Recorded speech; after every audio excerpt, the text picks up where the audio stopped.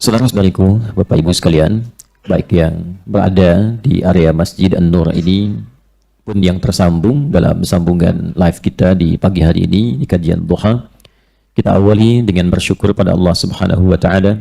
Kita masih diberikan kesempatan untuk beriman sampai dengan pagi hari ini, dan di antara kenikmatan iman itu kita bisa wujudkan dalam bentuk meningkatkan amal soleh. Salah satunya dengan mendatangi majelis ilmu. Karena datang ke majelis ilmu itu dibuka dengan kalimat iman. Quran surah ke-58 ayat yang ke-11. Ya ayyuhalladzina amanu idza qila lakum tafassahu fil majalisi fafsahu yafsahillahu lakum. Jadi yang bisa tergerak untuk datang ke majelis ilmu itu hanyalah orang-orang yang beriman. Dan iman itu yang mengantarkan seseorang datangnya ke majelis. Ingat, tempatnya disebut majelis. Saya sering kali ungkapkan, majelis itu berasal dari kata jalasa. Jalasa orang sekarang menyebutnya dengan duduk. Padahal duduk itu ada dua kata. Ada jalasa, ada qa'ada. Jalasa perpindahan dari tempat yang rendah ke tempat yang tinggi. Anda duduk sekarang di karpet, saya minta pindah ke kursi supaya lebih tinggi. Maka orang Arab mengatakan tafaddal ijlis. Tapi kalau kita berada dalam posisi tinggi seperti berdiri, kemudian akan turun duduk jadi merendah, maka orang Arab mengatakan tafaddal uq'ud dari kata qa'ada. Sifatnya disebut dengan qu'ud. Jalasa sifatnya disebut dengan julus. Karena itu orang yang tak sanggup sholat dalam keadaan berdiri, boleh ia duduk. Dan di Quran disebut dengan qu'udan, bukan julusan. Quran surah keempat misalnya An-Nisa di ayat 103. فَإِذَا قَضَيْتُمُ الصَّلَاةَ فَاذْكُرُوا اللَّهَ قِيَامًا وَقُعُودًا وَعَلَى جُنُوبِكُمْ. Quran surah ketiga Al-Imran misalnya ayat 191. الَّذِينَ يَذْكُرُونَ اللَّهَ قِيَامًا وَقُعُودًا. Itulah dahsyatnya diksi Al-Quran yang menunjukkan bahwa Al-Quran firman Allah. Ya, kalau diduga atau dituduh seperti orang-orang yang tidak paham menuduhnya sebagai rekayasa manusia, maka bahasanya akan bahasa manusia yang kadang tidak mampu membedakan kapan kata itu ditempatkan. Baik, tempatnya disebut dengan maq'ad, dari kata qa'ada maq'ad. Jadi maq'ad itu kalau orang aktif tiba-tiba nggak aktif lagi, nah disebut dengan maq'ad. Rehat, duduk, sifatnya taqa'ud.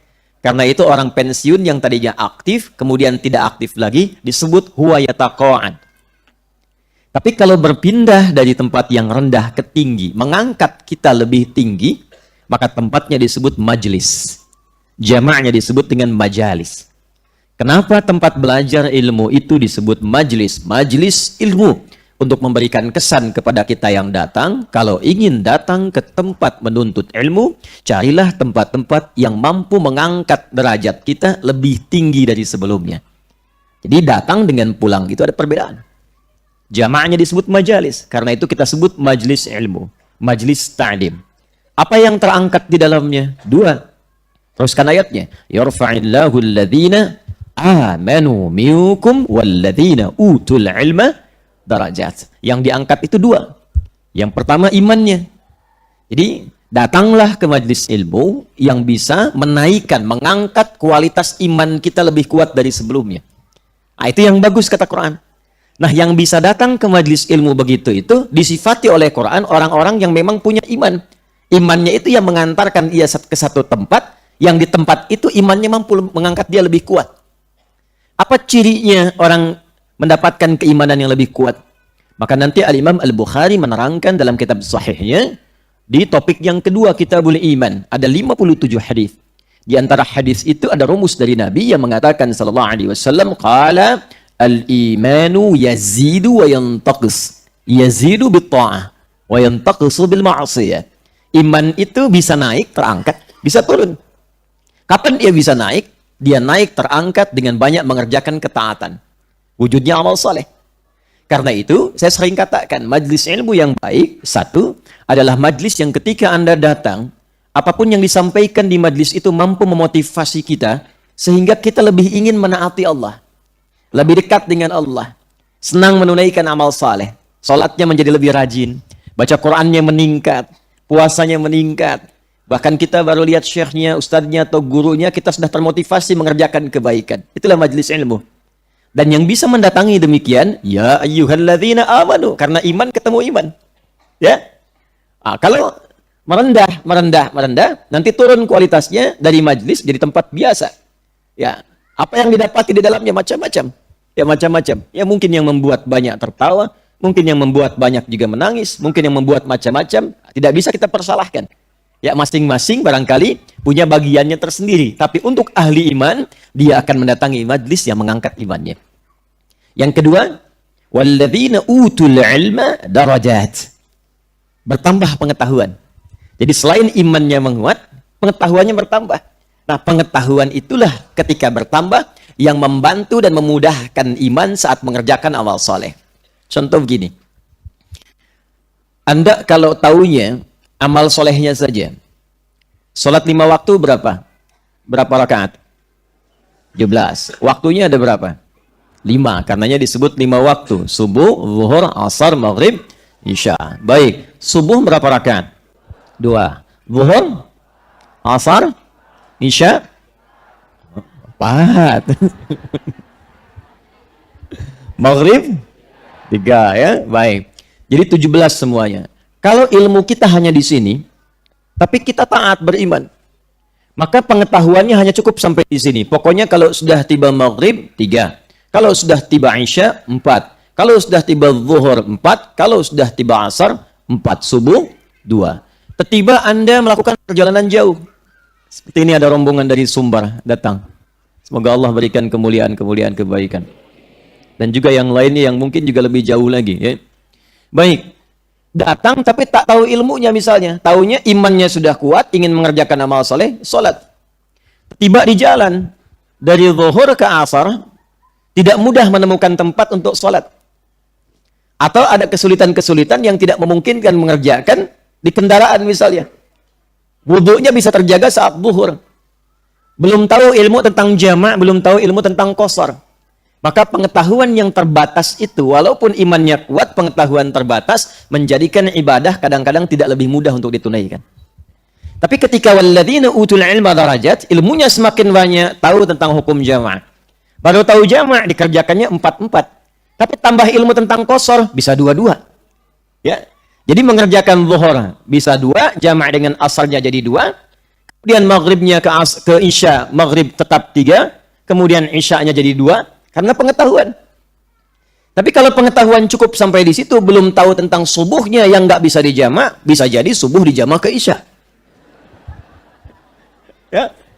Tambah lagi pengetahuan. Karena itu subuh tidak bisa dijamak, nggak bisa dikosor.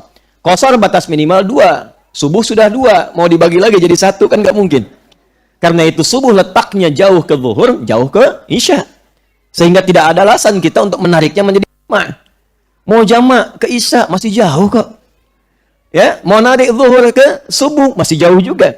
Nah, itulah pentingnya kita datang ke majelis ilmu. Ilmu bertambah memberikan keadaan ibadah kita lebih mudah, iman meningkat menjadikan suasana ibadah kita lebih kuat. Dan itu yang disebut dengan majelis. Yang ingin saya katakan, semoga Allah Subhanahu wa taala menggolongkan kita termasuk orang-orang yang beriman sampai dengan pagi hari ini, dan menggolongkan apa yang kita sekarang sedang pelajari di tempat ini sebagai majalisul ilmi insyaallah. Apa yang didapatkan jika semua itu terjadi? Faqala Rasulullah sallallahu alaihi wasallam yang diriwayatkan oleh Al-Imam Ibnu Majah dari sahabat Abu Darda radhiyallahu taala anhu, qala Rasulullah sallallahu alaihi wasallam, man salaka tariqan yaltamisu fihi ilma sahhalallahu lahu tariqan ila al-jannah wa innal malaikata la tad'u ajnihataha ridan li talibil ilmi. Siapapun yang melangkahkan kakinya ke tempat seperti tadi dengan imannya dan niatnya hanya untuk talabul ilmi, belajar, maka setiap langkah yang ia lakukan hingga tiba dan pulang ke tempatnya akan diperintahkan oleh Allah kepada malaikat, catat itu untuk meringankan langkahnya ke surga. Dan diperintahkan malaikat membentangkan sayapnya, berikan ridha kepada hambaku itu sampai selesai menuntut ilmunya. Faqala Rasulullah sallallahu alaihi wasallam di hadis yang lain, dan diabadikan hadis ini dalam kitab Sahih Al-Bukhari oleh Al-Imam Al-Bukhari di topik ketiga, namanya Kitabul Ilmi. dari sahabat Muawiyah radhiyallahu taala anhu dari Nabi sallallahu alaihi wasallam bersabda, "Man yuridillahu bihi khaira yufaqihuhu fid din." Siapapun yang diinginkan oleh Allah berubah menjadi orang baik, perilakunya baik, sifatnya menjadi lebih baik, karakternya baik, maka yang pertama Allah berikan kepada orang itu, diberikan ia arahan dan kemampuan untuk datang belajar tentang tuntunan agamanya. Jadi, kalau kita ingin mendapatkan ringan langkah ke surga, datang ke majlis ilmu, di antara pembuktiannya di Sahih Al-Bukhari, keberhasilan kita belajar, pulang dari majlis ilmu itu, ada perubahan pada diri kita yang membuat kita lebih baik. Jadi cirinya kalau memandang, memandang yang baik saja. Kalau mendengar, mendengar yang baik saja. Kalau bicara, bicara yang baik saja. Kalau melangkah, melangkah kepada tempat yang baik. Nah, ini yang menjadikan langkahnya ringan ke surga. Jadi sekalipun Anda catatannya banyak, kemudian ilmunya banyak, tapi tidak merubah perilaku menjadi lebih baik, maka tetap berlaku hisab yang boleh jadi tidak mudah untuk dilalui. Karena itu mari kita niatkan dengan ikhlas. Saya buka dulu supaya mengondisikan hati dan keadaan kita. Niatnya ikhlas karena Allah semata. Baik, bismillahirrahmanirrahim. Kita akan memulai kajian kita, masih melanjutkan pembahasan tentang surah An-Naba. Dan saya akan coba bagi kepada dua bagian pokok. Yang pertama melanjutkan topik kajian kita di pertemuan yang lalu. Dan yang kedua memberikan di waktu yang tersisa singkat tips cepat untuk bisa menghafal Quran dengan lebih mudah. Dan kemudian mengingat dan mempraktekannya dalam kehidupan. Karena itu mari cepat kita mulai, mudah-mudahan efektif untuk kita bisa lakukan bersama. Bismillahirrahmanirrahim. Surah An-Naba, surah ke-78. Mayoritas ulama menyebutnya dan menghitungnya dengan jumlah 40 ayat dan memberikan nama sesuai dengan karakter-karakter surahnya. Bagi yang baru bergabung, silahkan dicek pertemuan sebelumnya, sehingga saya tidak banyak mengulang apa yang telah kami terangkan dan kami ulas di pertemuan-pertemuan yang lalu. Secara singkat, surah ini diturunkan oleh Allah, yang pertama untuk membuktikan kebenaran dan keagungan Al-Quran. Keagungan itu bahasa Qurannya disebut dengan mu'jizat. Kebenaran dan keagungan Al-Quran. Untuk menunjukkan bahwa Al-Quran benar bersumber dari Allah, sampai kita merasa yakin, dan menjadikan itu sebagai pedoman dalam berkehidupan. Ingat ya? Jadi bukan sekedar menjadi bacaan, tujuan akhirnya pedoman berkehidupan. Jadi kalau kita nanti mengaji Al-Quran sampai tuntas dan menggali maknanya, kita akan temukan dari Al-Fatihah sampai An-Nas itu isinya kurikulum hidup semua. Jadi bukan sekedar bacaan, membaca itu wasilah untuk tahu isinya. Tapi karena ini adalah mukjizat, ya, firman Allah, maka perlakuannya pun berbeda. Ketika membaca ada pahalanya. Beda, baca Al-Quran tidak ada pahala. Baca Al-Quran setiap hurufnya berpahala. Jadi biasanya saking ada kaidah mengatakan begini, kalau ada sesuatu yang sangat penting, biasanya semua jalurnya jadi penting. Coba lihat, kalau ada kelas VVIP itu tempatnya beda nggak dengan kelas biasa? Beda. Perlakuannya sama tidak? Tidak. Fasilitasnya sama tidak? Tidak. Nah, Al-Quran itu VVIP kelasnya. Ya, kelasnya itu sangat istimewa, beda dengan bacaan biasa. Karena itu untuk membedakan yang istimewa dengan yang biasa ini, baru dibaca sudah ada pahala. Ya, di At-Tirmidzi, hadis riwayat At-Tirmidzi nomor hadis 2910. Nabi SAW bersabda, wa kama qala Rasulullah SAW, man qara'a harfan min kitabillahi falahu 10 hasanat. Siapa yang membaca satu huruf dari kitabullah Al-Quran, baru baca, dia dapat 10 kebaikan setiap hurufnya. Nah, normalnya, kaidah amal soleh itu, kalau dikerjakan, satu amal solehnya 10. Ya, satu amal solehnya. Itu paling standar. Kita sedikit belajar tentang rumus menghitung pahala berdasarkan keterangan Al-Quran. Ya. Nah, yang standar begini, yang standar. Kita rinci dulu ya penjelasan kita. Standar itu teorinya ada di Quran. Kalau teori itu kita bawa ke penjelasan. Kalau Qurannya pasti ayat ya. Quran surah ke-6 Al-An'am ayat 160. Man jaa'a bil hasanati falahu 10 amthariha. Siapa yang mengerjakan satu perbuatan baik, yang bernilai akhirat, bernilai ibadah. Jadi nanti ada perbuatan yang hanya punya nilai dunia saja, tak punya nilai akhiratnya. Ada perbuatan yang dikerjakan, otomatis punya nilai akhirat. Apa yang membedakannya? Yang pertama, niat. Karena itu, Nabi sering mengatakan, dan seluruh para pakar hadis, biasanya, itu memulai menerangkan hadis mereka dengan menyampaikan hadis pertama ini. Termasuk Al-Imam Al-Bukhari dalam kitab sahihnya. Ya, ada 97 topik pertamanya kitab Bad'ul Wahyi, tapi hadis pertamanya tentang apa yang akan saya sampaikan ini. Ya, an Abi Hafsin Umar bin Al-Khattab radhiyallahu ta'ala anhu qala Rasulullah sallallahu alaihi wasallam innamal a'malu bin niat. Nah, niat itu yang membedakan perbuatan menjadi hasanah atau bahasa kitanya ibadah, ya, atau hanya menjadi rutinitas saja. Ya, rutinitas. Contoh begini. Contoh. Bapak Ibu misalnya, baik. Bangun dari tidur, rutinitas bukan? Makan, rutinitas bukan? Minum, rutinitas bukan? Berpakaian, rutinitas bukan? Nah, itu rutinitas. Tiap hari dilakukan, tiap hari dikerjakan. Pertanyaannya, jadi ibadah tidak? Ayo, padahal sudah bertahun-tahun itu dikerjakan tuh. Pertanyaan saya, jadi ibadah tidak? Nah, tergantung niat. Nah, sekarang ibu diniatkan nggak dari dulu tuh jadi ibadah? Awas, hati-hati, hati-hati. Wal 'asr, innal insana lafi illa alladzina wa amilu sholih itu ini. Bagaimana caranya kalau ingin jadi ibadah? Ikuti sesuai petunjuk Nabi. Nah, Nabi mengajarkan sesuatu menjadi ibadah, kita niatkan ibadah, dipandu oleh Nabi sallallahu alaihi wasallam supaya menjadi ibadah lewat formula doa namanya. Karena itu semua perbuatan kita itu diiringi dengan doa. Coba Bapak Ibu cek, bangun tidur ada doanya? Ada. Apa doanya? Ahyana ba'da ma amatana wa ilaihin. Tahu dari mana? Hai. Makan ada doanya? Minum ada doanya? Nih, barusan ke masjid. Masuk masjid ada doanya? Keluar masjid ada doanya? Oh, ada yang mau ke toilet. Masuk toilet ada doanya? Keluar toilet ada doanya? Masuk masjid kaki? Keluar toilet kaki? Hah?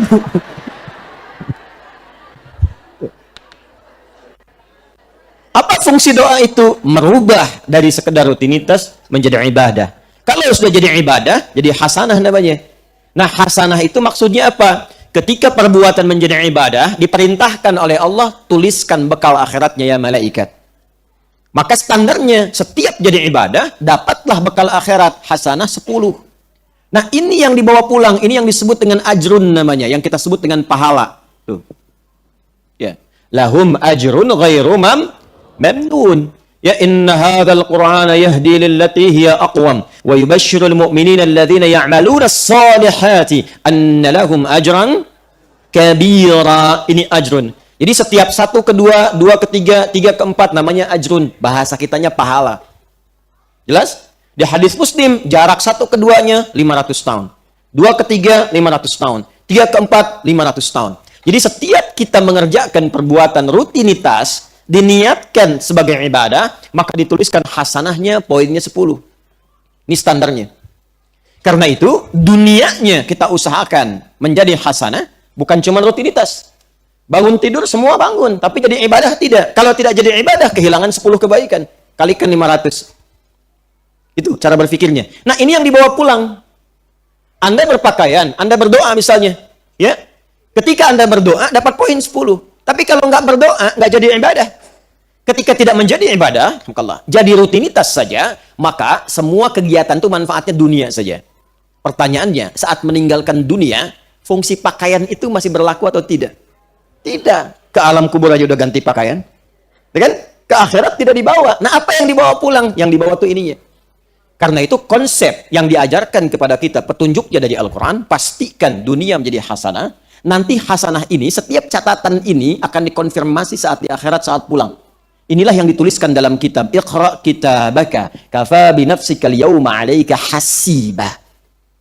Karena itu kita berdoa, ya Allah, mohon bimbing hamba supaya semua kegiatan dunia itu menjadi hasanah, dan hasanah ini akan dikonfirmasi saat di akhirat.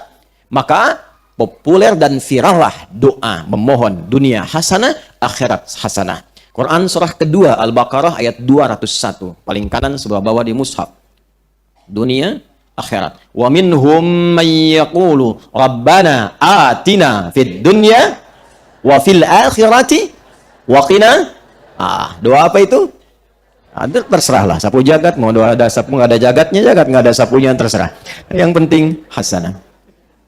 Nah, kembali ke Quran. Quran istimewa. Quran beda. Karena istimewa, karena Quran itu beda, maka Allah berkenan menyampaikan pada Rasulullah SAW bukan sekali baca Qurannya, tapi setiap hurufnya, Ya, man qara'a harfan min kitabillahi. Hadis riwayat At-Tirmidzi. At-Tirmidzi ini nama aslinya Muhammad. Beliau tumbuh berkembang di kota Tirmidz sehingga disebut dengan At-Tirmidzi. Nomor hadis 2910. Dari Nabi SAW disampaikan, man qara'a harfan min kitabillahi. Siapa yang membaca satu huruf dari kitabullah. Satu huruf. Falahu asyru hasanat. Dia akan diberikan 10 kebaikan. 10 hasanat. Setiap hurufnya. Bukan sekali bacanya. Kalau misalnya, maaf, Bapak Ibu baca alif lam mim. Ya kan? Berapa ayat? 3 ayat. 1 ayat. Sebentar. Tarik nafas dulu. Fokus. Alif lam mim. Berapa huruf? Berapa ayat? Bagus. Nah, menilainya bukan begini. Baca alif lam mim 10, bukan. Kata Nabi, walam aqul alif lam mim harfun. Saya tidak katakan alif lam mim itu satu huruf sekali baca. Tapi alifun harfun, lamun harfun, mimun harfun, walikulli harfin asyru hasanat.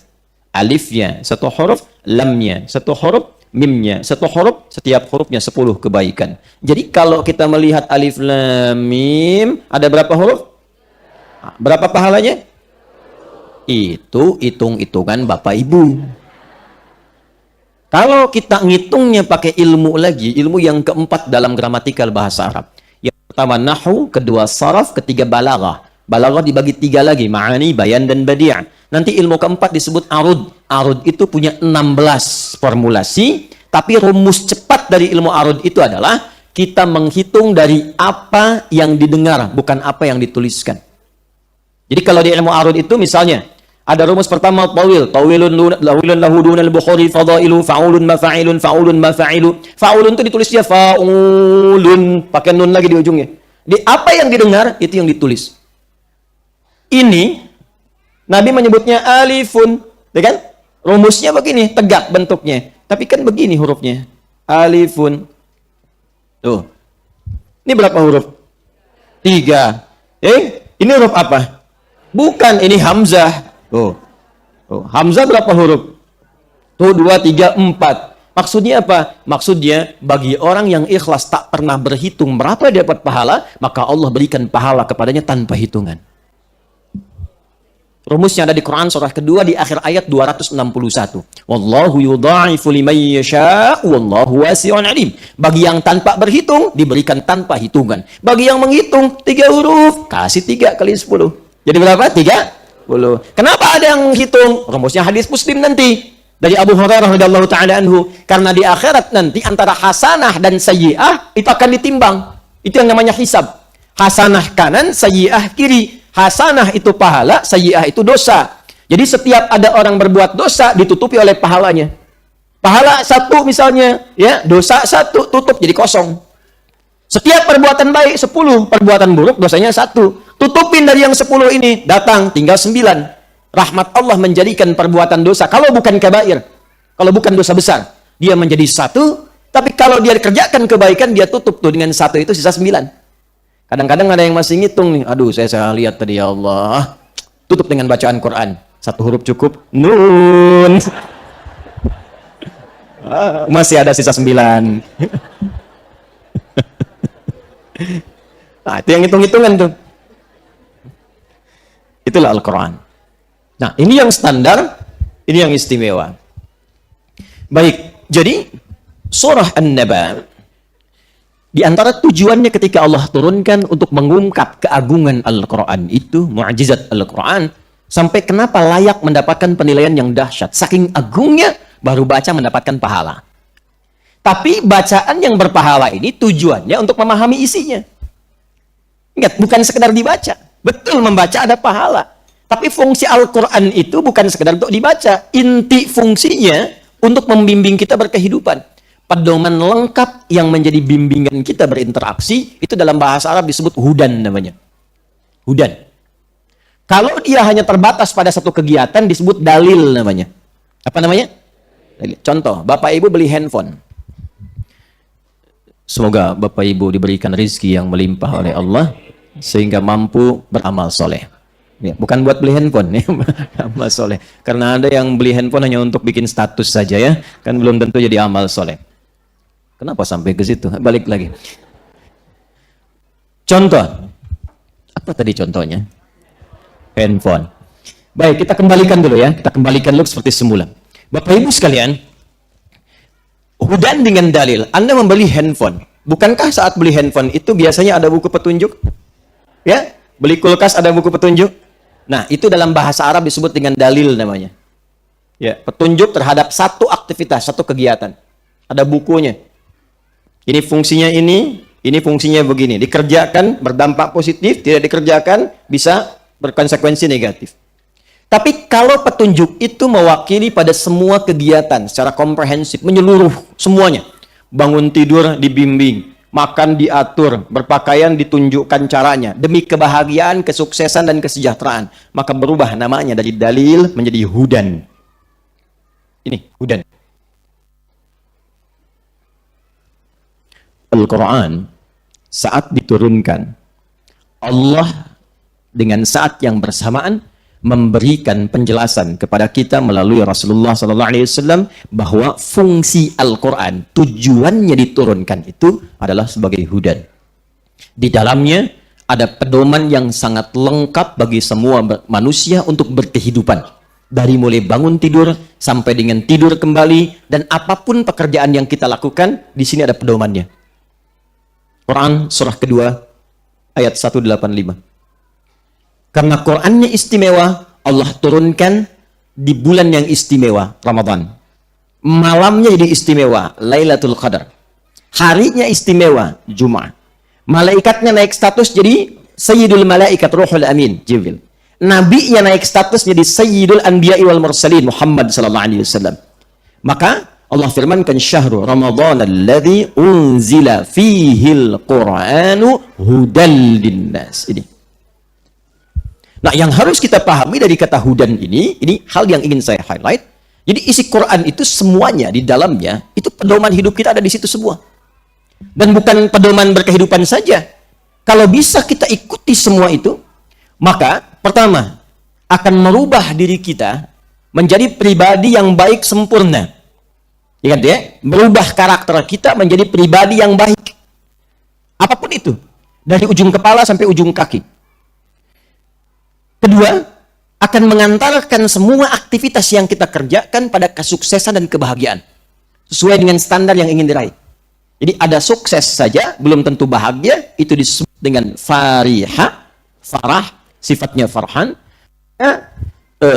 Bahagia saja belum tentu sukses. Terbaliknya, bahagia belum tentu sukses disebut dengan farihah, sukses saja belum tentu bahagia disebut dengan faza, fauz, faiz, faizah. Ada yang namanya faizah, fauzan, faiz, faizin. Itu orang yang diharapkan sukses dalam kehidupan, walaupun belum tentu bahagia. Asalnya begitu, asalnya. Ada yang kedua, bahagia belum tentu sukses, itu farihah, farah, farhan, Muhammad Farhan. Ada yang namanya Farhan? Orang yang diharapkan bahagia selama hidupnya, walaupun belum tentu sukses. Nah, sekarang kalau Anda diminta memilih sukses tapi tidak bahagia, atau bahagia tapi nggak sukses, pilih mana? Ya, saya tahu itu.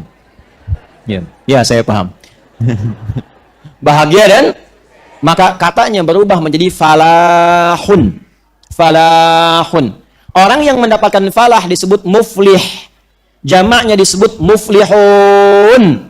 Nah, orang yang mengikuti Quran Semua pedoman kehidupan dirubah oleh Allah, pribadinya menjadi pribadi yang baik, plus mendapatkan falah, menjadi muflihun. Quran surah kedua ayat yang kelima, ulaika ala hudam mir rabbihim wa ulaika humul muflihun.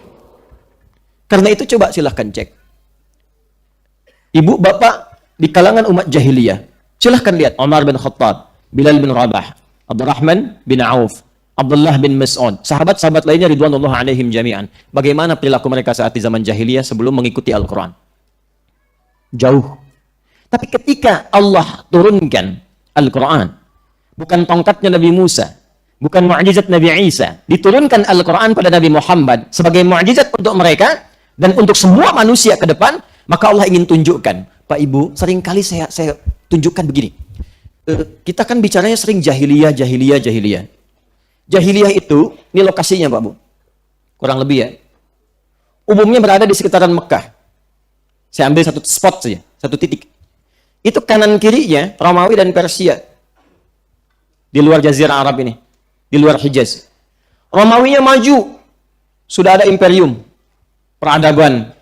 Kalau Bapak Ibu main ke Roma misalnya, ya, ke Italia atau ke Libya ada peninggalan, atau Mediterania, wilayah Turki yang ke sebelah dekat-dekat Mediterania. Itu sampai sekarang masih ada peninggalan Kolosium, kebesaran-kebesaran dan sebagainya. Maju. Persia punya kekaisaran, saingan Romawi. Tapi Allah tidak berkenan menurunkan Al-Quran di Romawi, tidak di Persia. Supaya nanti orang tidak mengatakan begini, pantas turunnya di Romawi, pantas turunnya di Persia, sudah maju, sudah ada peradaban. Tapi diturunkan di tempat paling rendah, yang tidak ada peradaban, yang kriminalnya paling lengkap. Jadi tempat ini tuh khatam maksiat. Nih, sini. Semua jenis maksiat ada di sini. Dan nggak punya peradaban, jauh. Diturunkan di sini. Apa yang terjadi?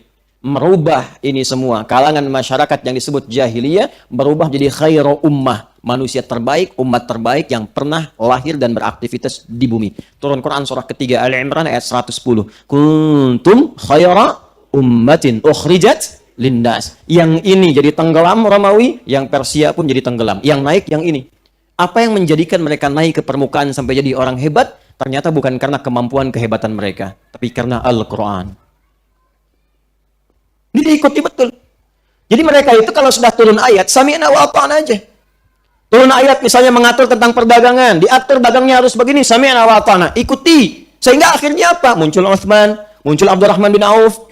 Itu Bapak Ibu sekalian, dari orang yang fakir, yang hilang harta, seperti Abdurrahman bin Auf, pernah kaya. Kaya, jadi fakir, hilang harta, naik status melebihi kekayaan sebelumnya. Nomor 4. Ya. Kalau di rumus kekayaan berarti dia, ya nomor 4. Ya. Kaya, kaya menengah, kaya banget, keempat, kebangetan kayanya. Nomor 4 dia. Ya. Utsman demikian. Sampai sekarang asetnya masih ada di Madinah. Jadi hotel wakaf Utsman bin Affan. Naik, nggak tanggung. Ali bin Abi Thalib radhiyallahu taala anhu, Amr bin As. Bagaimana keilmuan mereka yang sangat luar biasa. Abu Hurairah sangat populer dan buktinya sekarang masih ada. Itu hadis-hadis banyak diriwayatkan. Abu Hurairah itu baru masuk Islam 3 tahun sebelum Nabi meninggal. 3 tahun. Tapi dalam 3 tahun itu bisa hafal 7.000 hadis. Bagaimana barokahnya? Nih. Ikutin. Semua yang disampaikan mereka ikuti. Ini tentang ilmu, ini tentang jabatan, ini tentang pekerjaan, ini tentang dagang, ini tentang belajar. Semua ayat Quran diturunkan, diikuti oleh mereka, merubah keadaan mereka menjadi khair ummah. Apakah cuma di Mekah? Tidak. Dibawa ke Yathrib. Yathrib itu satu anak keturunan dari Nabi Nuh alaihissalam yang menyebar, menemukan tempat di situ, tinggal di situ. Karena itu tempatnya diberi nama dengan namanya Yathrib. Saat Nabi pindah ke situ, hijrah dari Mekah ke Yathrib, itu suasananya kotor, pasarnya tertinggal, banyak ribanya, dimonopoli Yahudi, konfliknya banyak. Aus dan Khazraj 600 tahun nggak selesai. Diikuti bimbingan Al-Quran. Cuma 2 tahun. Merubah kondisi Yathrib yang tadinya tertinggal menjadi suasana kota. Pasarnya ditata, dagangnya menjadi sukses. Orangnya jujur-jujur, jadi lebih baik. Dan memberikan cahaya pada orang sekitarnya sehingga orang viral mengatakan, kalau Anda mau cari pasar yang jujur mana? Yathrib. Kalau Anda pengen suasana kota di mana? Yathrib. Kalau orang dermawan ada di mana? Yathrib. Maka sepakat semua berkata, rubah nama itu menjadi suasana kota yang menginspirasi melahirkan cahaya. Maka berubah namanya menjadi Al-Madinah Al-Munawwarah. Quran turun di situ, merubah tempatnya Al-Madinah Al-Munawwarah. Bawa ke Afrika Utara, sampai ke Andalusia, semangat Qurannya dibawa, maka berubah menjadi suasana kota yang berperadaban. Muncul peradaban Islam di Spanyol 700 tahun. Bukan peradaban Arab. Silakan cek, semuanya peradaban Islam, peradaban Islam, peradaban Islam. Sumbernya di mana? Quran. Nah, ternyata ketika kita meriset Al-Quran, membaca dari Al-Fatihah sampai An-Nas, kita temukan Allahu Akbar, semua isi Quran membimbing kita di semua tempat kehidupan kita di 3 alam, bukan hanya di dunia. Sekarang kita ada di mana? Kan kita di Masjid An-Nur di Tanah Kusir, dan dia bagian dari dunia. Setelah meninggal dunia kemana? Ke kubur. Jangan ke akhirat dulu Bu ya, sabar. Ada waiting room di sini, ada kuburan. Nah, baru setelah itu kemana? Ke akhirat ya, akhirat. Ini alam terakhir, karena itu ada taknya. Akhirat di ujung sesuatu yang nggak ada mulanya lagi. Ujung pas. Nah, jadi kalau di sini tuh penentuannya jadi nggak bisa merubah lagi. Kalau sudah bahagia selamanya di surga, kalau nastapa ya nastapa di neraka. Kecuali atas kehendak Allah Subhanahu wa taala. Ya, dan khususnya nanti pada orang yang beriman tapi sedikit bekalnya, nanti ada kebijakan-kebijakan tertentu di dalamnya. Dunia, kubur, akhirat. Coba saya tanya Bapak Ibu. Kalau kita baca Quran, ada ayat tentang perdagangan? Ada. Ya, gampangnya bilang ada aja ya. Ada ayat tentang berbakti pada orang tua? Ada ayat tentang bagaimana bertetangga yang baik? Ada ayat tentang bagaimana bergaul yang benar? Ah, coba bacakan ayatnya satu aja. Ada ayat tentang cara belajar? Ada ayat tentang bagaimana mendidik anak dalam kandungan? Ada ayat tentang memberikan ASI? Mana ayatnya? Ada semua. Ada. Al-Baqarah 233 itu untuk ASI. Gitu kan? Cara mendidik anak dalam kandungan sejak didoakan, Quran surah ke-7 ayat 189. Ya, cari dari 2 tahun sampai ke masa balik, Quran surah 31 ayat ke-13 sampai dengan ayat ke-19 misalnya. Sampai dengan ujungnya. Yang ingin saya katakan semua ada di sini. Dunia. Tunjukkan pada saya, di kitab mana, atau di buku bacaan mana, ada informasi tentang alam kubur. Cuma di Quran. Afala ya'lamu idza bu'thira ma fil kubur. Disebutkan kuburnya. Bagaimana suasana kuburnya? Dari yang menyenangkan sampai yang paling mendebarkan ada. Yang menyenangkan misal Quran surah Ali Imran surah ketiga ayat 169 sampai 171. Wala tahsabanna alladhina qutilu fi sabilillahi amwata bal ahya'un 'inda rabbihim yurzaqun farihina bima atahumullahu min fadli wa yastabshiruna billadhina lam yalhaqu bihim ya min khalfihim alla khaufun 'alaihim wa lahum yahzanun.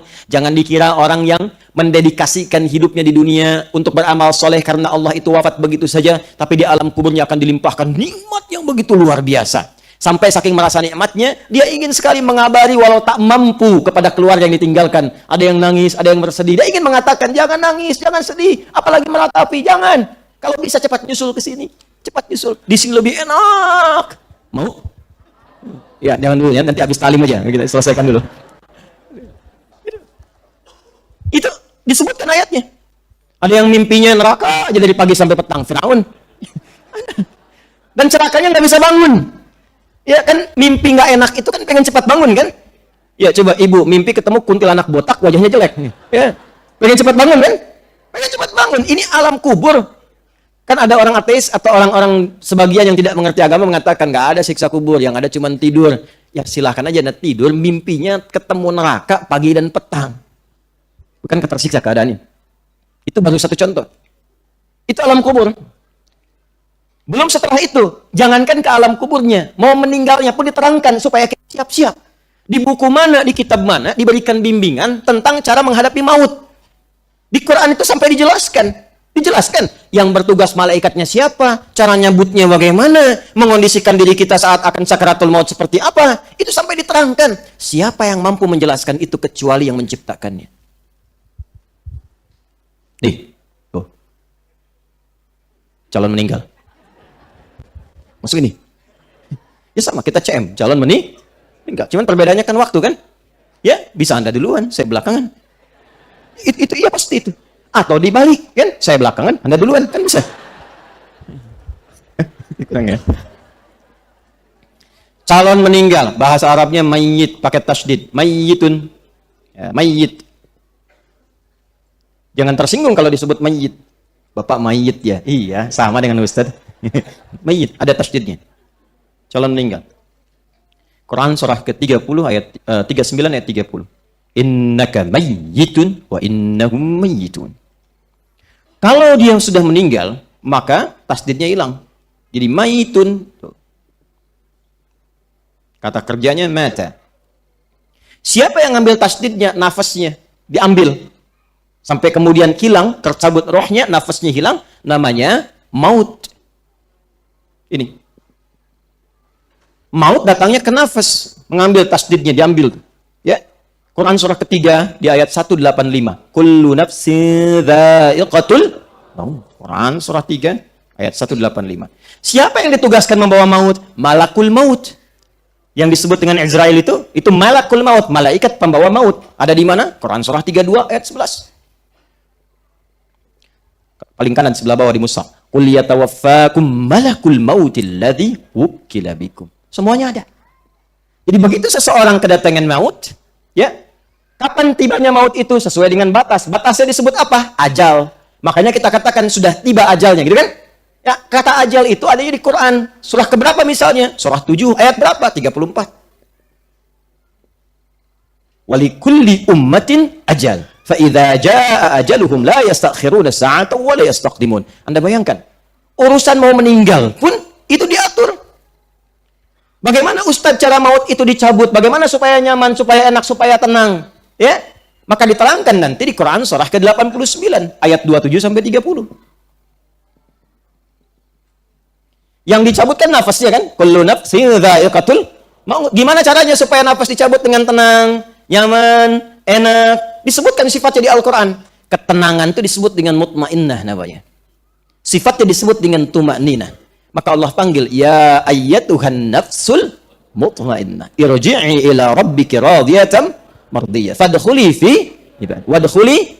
Nah, mutmainnah sifatnya disebut tuma'ninah. Jadi kalau ingin meninggalnya husnul khatimah, nafas mutmainnah, maka cari sifat tuma'ninah. Ditemukan di mana tuma'ninah? Dalam ibadah. Karena itu dalam sholat kita temukan tumaninah. Ruku tumaninah kan? Sujud tumaninah kan? Ya, sampai kita berdiri merasakan tenang. Intinya apa? Kalau pulangnya pengen nyaman, maka sempurnakan ibadah. Itu yang disebut dengan wa'bud rabbaka hatta ya'tiyakal yaqin. Di Quran ada semua. Baru masuk ke kubur. Bangkit dari kubur pun ada lagi ayatnya. Sampai ada surahnya, surah Al-Qiyamah, satu surah sekalian, surah ke-75. Sampai hisab, ada ayatnya. Kemana akhir hisabnya? Diberikan keterangannya. Kalau pengen ke surga begini, kalau pengen ke neraka, jangan.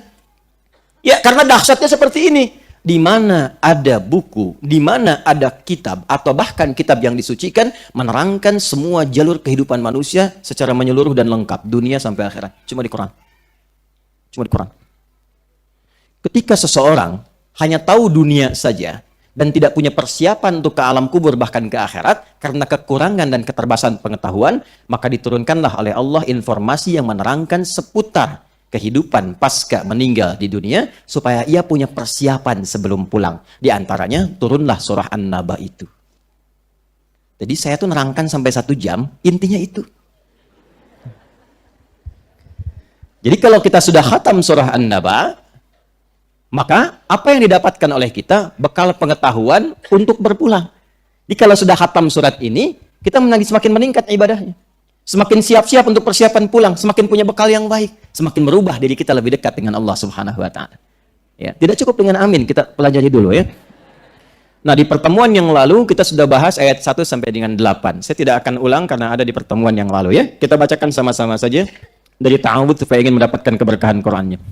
أعوذ بالله من الشيطان الرجيم بسم الله الرحمن الرحيم عما يتساءلون عن النبأ العظيم الذي هم فيه مختلفون كلا سيعلمون ثم كلا سيعلمون ألم نجعل الأرض مهادا والجبال أوتادا وخلقناكم أزواجا. Sampai 8 ayat di pertemuan yang lalu. Jelas? Baik. Secara singkat, saat ayat ini turun, surah An-Naba ini diturunkan, mulai terjadi banyak diskusi. Benarkah informasi ini?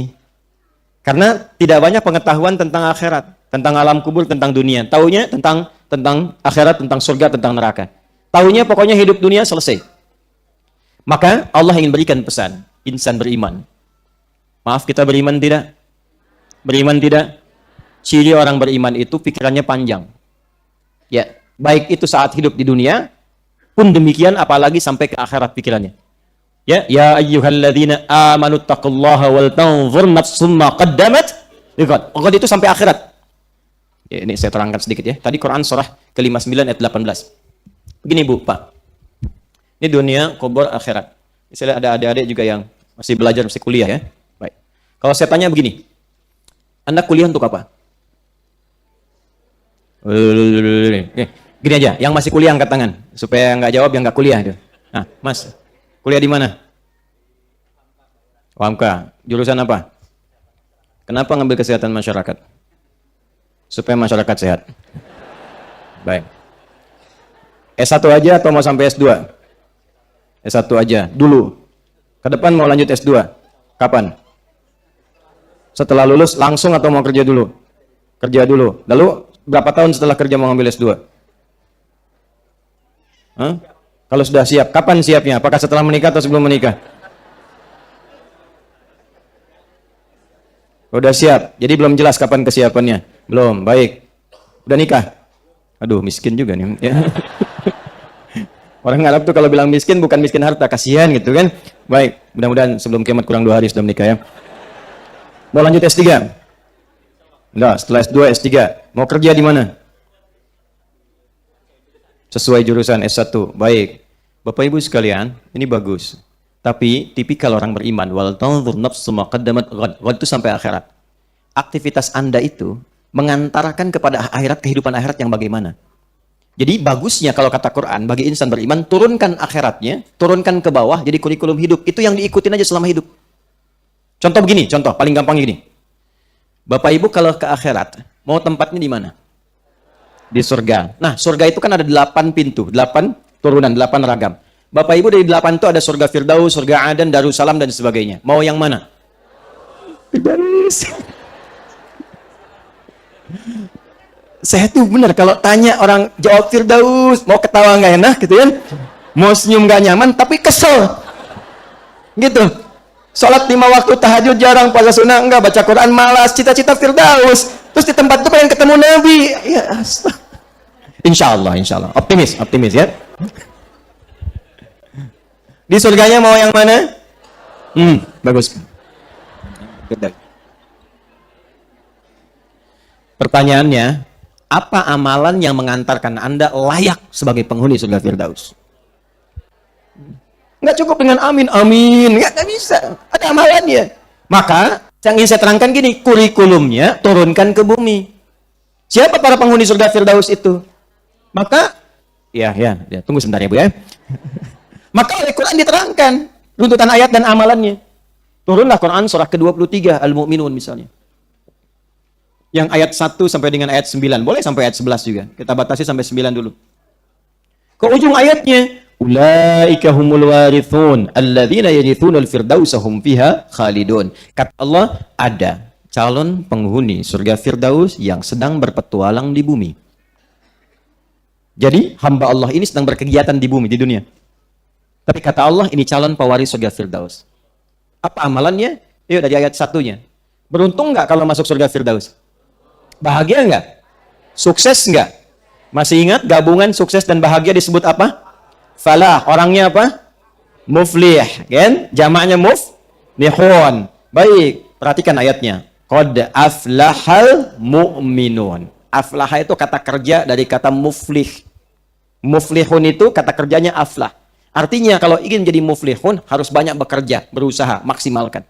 Saya jamin kata Allah, orang beriman itu kalau benar imannya dan mengerjakan amalan berikut ini, dia akan sukses, bahagia, ditempatkan di surga Firdaus sebagai pewaris surga Firdaus yang sedang berpetualang di bumi. Apa saja amalannya? Alladzina hum fi salatihim khashi'un. Bukan sekedar salat, dia berusaha selama hidup untuk khusyuk salatnya. Kalau mau surga yang standar, sholat. Tapi kalau ingin surga yang istimewa, VVIP, khusyuk sholat. Jadi orang ini selalu berusaha untuk bisa khusyuk dalam sholat. Dia belajar, dia konsultasi, dia bertanya, dia berikhtiar, dia berusaha supaya khusyuk sholatnya. Apapun pekerjaan dia. Lalu diturunkan ini ke muka bumi. Turunkan. Jadi kurikulum. Apapun pekerjaannya, apapun pelajarannya. Anda misalnya pengen masuk surga Firdaus, Anda mahasiswa, boleh. Silahkan di ilmu kesehatan. Tapi jangan sampai tinggalkan sholat. Kalau benar-benar pengen serius, tempatkan di kampus, di sekolah, yang di situ ada pelajaran bahkan tentang sholat. Ya. Teruskan. Qad aflahal mu'minun alladzina hum fi salatihim khashi'un walladzina hum 'anil lagwi mu'ridun. Calon penghuni surga Firdaus meninggalkan lagha. Lagha itu semua yang enggak bermanfaat. Sehingga penghuni surga Firdaus itu kalau bicara, semua punya nilai dari pembicaraannya. Ya. Nggak ingin tergerak menyampaikan sesuatu yang sia-sia yang nggak ada maknanya. Di semuanya, bahkan candanya pun masih ada manfaatnya. Nabi itu bercanda, Pak. Nabi itu kadang sifatnya humoris. Beliau tertawa bersama orang yang senang. Ya, berduka bersama orang yang setengah mengalami musibah. Ada 150 hadis kurang lebih tentang canda Nabi SAW. 150 hadis. Sampai yang gerahamnya terlihat. Sampai yang kelihatan bagaimana bersih keadaan beliau. Ada tawanya, ada candanya. Canda di rumah tangga dengan istrinya. Ya, walaupun istrinya sudah sepuh misalnya seperti Sayyidah Saudah binti Zam'ah, itu masih bisa bercanda, Bu. Ya, Sayyidah Saudah itu sudah sepuh, menikah dengan Rasulullah, senang bikin kue lewat adonan. Itu kalau sedang bikin adonan, Nabi datang, adonannya masih diberikan di keningnya seperti ini, bermain begini. Tuh. Coba bapak, kakek, dan nenek, masih bercanda nggak, aduh? Dan masih manggil sayang. Masih manggil apa? Sayang. Kapan terakhir manggil sayang sama pasangan? Semoga nanti Anda cepat nikah ya. Nah ini keluarkan semuanya. Walladzina hum lizzakati fa'ilun. Zakat. Berarti kalau pengen ke surga Firdaus harus punya cita-cita bisa zakat. Bagaimana bisa zakat? Ikhtiar. Kerja maksimal. Jadi bapak, saya tanya nih, bapak yang kerja nih, ibu yang di rumah. Anda bekerja sampai punya kedudukan, jabatan, harta banyak, dan sebagainya. Tujuan akhirnya apa? Ya, mudah-mudahan Allah berkati rahmati. Ya. Apa tujuan akhirnya? Kalau cuma mengoleksi kemewahan, rumah mewah, kendaraan mewah, ya, kehidupan nyaman, itu belum bisa ke sini.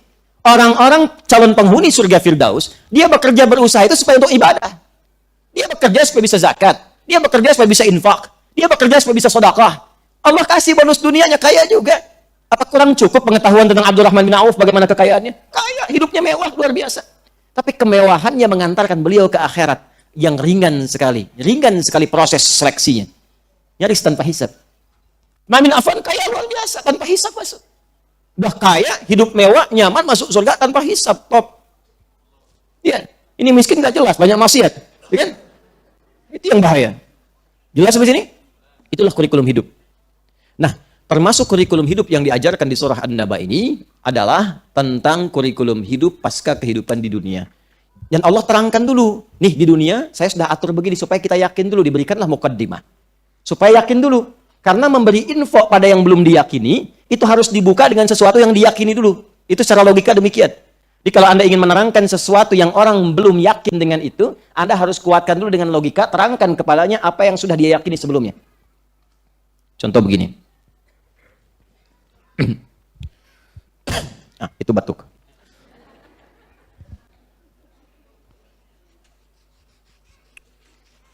Bapak Ibu tahu tentara?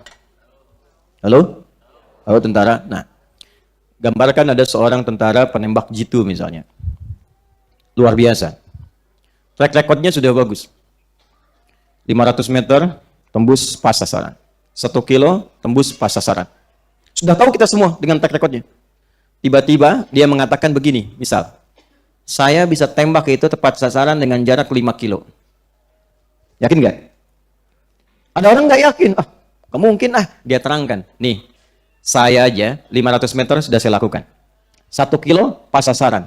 Saya bisa mengukur berapa ini, kecepatan angin berapa knot sekian, presisinya berapa, tembusnya kemana, ukuran seperti apa. Senjata saya kapasitas begini, begini, begini. Yang kapasitas senjatanya jangankan 5 kilo, 7 kilo pun bisa sampai ke situ. Ketika semua pembukaan itu disampaikan, bertambah keyakinan kita dia mampu atau tidak bertambah sama sekali? Bertambah keyakinan kita dia mampu. Saya akan menguasai bahasa itu dalam waktu 1 hari. saya akan bisa bahasa Jepang bisa dalam waktu sehari. Ah, masa sih? Kemarin aja bahasa Inggris saya kuasain cuma 3 jam. Kemarin aja bahasa Rusia saya kuasain cuma 5 jam. Lalu dites, ditanya, bisa dia jawab.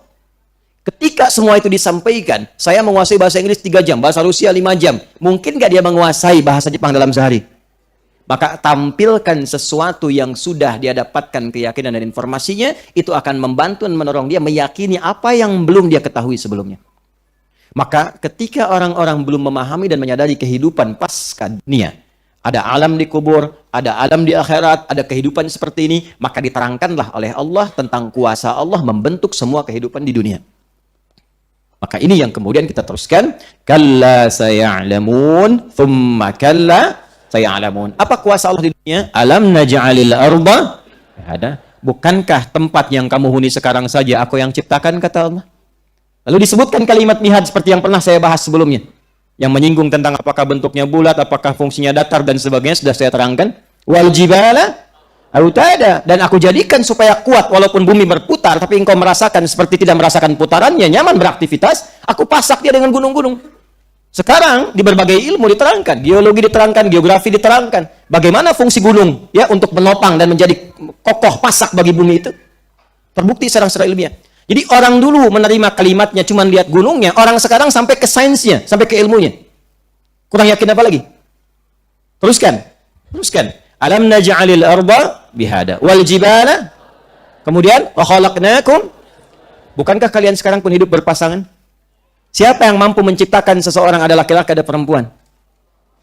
Dan bukan cuma diciptakan, diberikan petunjuknya bagaimana cara berpasangannya.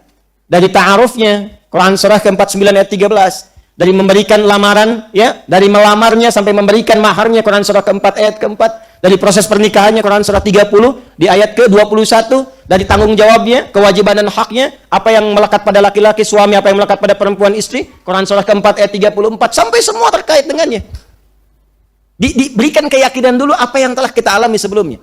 Kemudian setelah itu, waja'alna naumakum subata, waja'alna al-laila libasa, waja'alna an-nahara ma'asha, wa banayna fawqakum sab'an shidada, waja'alna wahaja, wa anzalna minal mu'asirati ma'an fajjaja, linukhrija bihi wa jannatin. Selesai. Itu tentang segala yang terjadi di dunia yang telah Allah ciptakan, yang kita alami setiap waktu. Jadi seakan ingin mengatakan begini, aku yang menciptakan segala yang kau alami di dunia ini, setiap saat engkau lihat, engkau riset, engkau pelajari di kampus-kampus, engkau dapatkan dalam kehidupan, maka aku pula yang telah menyiapkan kehidupan akhirat, seperti yang engkau rasakan saat di dunia ini. Aku yang buat, maka akhirat pun aku yang telah ciptakan. Maka kalau sekarang engkau alami, engkau yakin, kenapa engkau tidak meyakini apa yang sama yang telah aku buat untuk akhirat? Itu maksudnya. Jelas sampai sini? Baik, baru masuk ke kalimat akhiratnya. Inna yaumal fasli kana miqata. Barulah masuk ke topik tentang hari kiamat. Bagaimana situasinya, terjadi apa, kedahsyatannya bagaimana. Itu intinya. Nah, sebelum masuk ke inti itu, saya ingin terangkan dulu ayat 9 dan seterusnya sebelum masuk ke kalimat inna yaumal fasli kana miqata. Bismillah. Dari Sumbar berapa bis ini? Oh, Masya Allah. Berangkat kapan? Oh, Masya Allah. Pakai bis langsung ke sini. Mana bisnya? Alhamdulillah. Mudah-mudahan Bapak Ibu sehat ya. Ya. Datang, duduk, belajar, tulis, amalkan, meninggal masuk surga insya Allah ya. Wah, saya lebih berat. Datang sendiri, nerangkan sendiri, nulis sendiri, ngapus sendiri. Ya. Masya Allah. Mudah-mudahan Allah ampuni dosa-dosa kita semua. Mudah-mudahan Allah berikan hidayah pada orang dekat papan tulis untuk mau menghapus. Mudah-mudahan dia cepat sadar. Alhamdulillah. Asyik. Jazakallah khair. Man dalla ala khairin falahu ajruhu mithla ajri fa'ilihi min ghairi an yanqusa min syai'. Siapa yang menunjukkan, memfasilitasi, membantu pada kebaikan, mendapat pahala yang sama tanpa dikurangi sedikit pun. Ya. Ya, dengan amin juga cukup ya. Mudah-mudahan yang menghapus dapat pahala sama dengan yang menulis ya. Tapi yang repot itu menghapus apa yang tidak ingin saya hapus ya.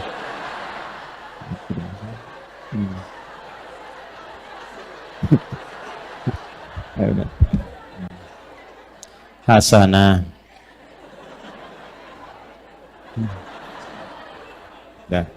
Ya, itu aja lah satu. Lihat sini. Ayat 9. Wa ja'alna naumakum. Apa yang kita dapatkan dari petunjuk ayat ini? Kan 1 sampai 8 sudah kan kita pelajari semuanya. Sekarang ayat 9. Saya tuliskan dulu. Bismillah. Wa ja'alna naumakum subasa. Subata. Tadi mana tadi? Mentang-mentang Jepang lolos menang 2-1 subasa. Saya enggak ikutin Piala Dunia, enggak nonton dia sama sekali, enggak ikutin karena banyak pekerjaan lain. Tapi saya tahu Jerman tersingkir. Wa ja'alna naumakum subatan. Tadi kan? Yuk kita baca. Wa ja'alna naumakum. Baik. Bukan bukan subata. Baik, perhatikan baik-baik. Masih ingat saya terangkan tentang ja'ala ya? Masih ingat? Di pertemuan sebelumnya ya? Alhamdulillah. Ja'ala itu kata kerja untuk menunjukkan fungsi. Kalau mencipta, khalaqa. Menjadikan fungsi pada penciptaan, ja'ala. Kita dicipta oleh Allah menggunakan kata khalaqa. Wa idh qala rabbuka lil malaikati inni khaliqun basyara. Khaliq itu mencipta dari tiada menjadi ada. Itu tadi Quran surah 15 ayat 28. Setelah ada wujudnya, apa tujuan penciptaan manusia ini? Fungsinya apa? Maka dipindah ke Al-Baqarah ayat 30 dengan pembuka yang sama dengan Quran surah Al-Hijr ayat 28. Pembukanya sama, tapi bedanya yang satu khaliqun, yang ini ja'ilun. Wa idh qala rabbuka lil malaikati inni ja'ilu fil ardi khalifah. Itu fungsi. Nah, wa ja'alna, rumus cepatnya kalau kita temukan ja'ala di Quran, ini sedang berbicara tentang fungsi.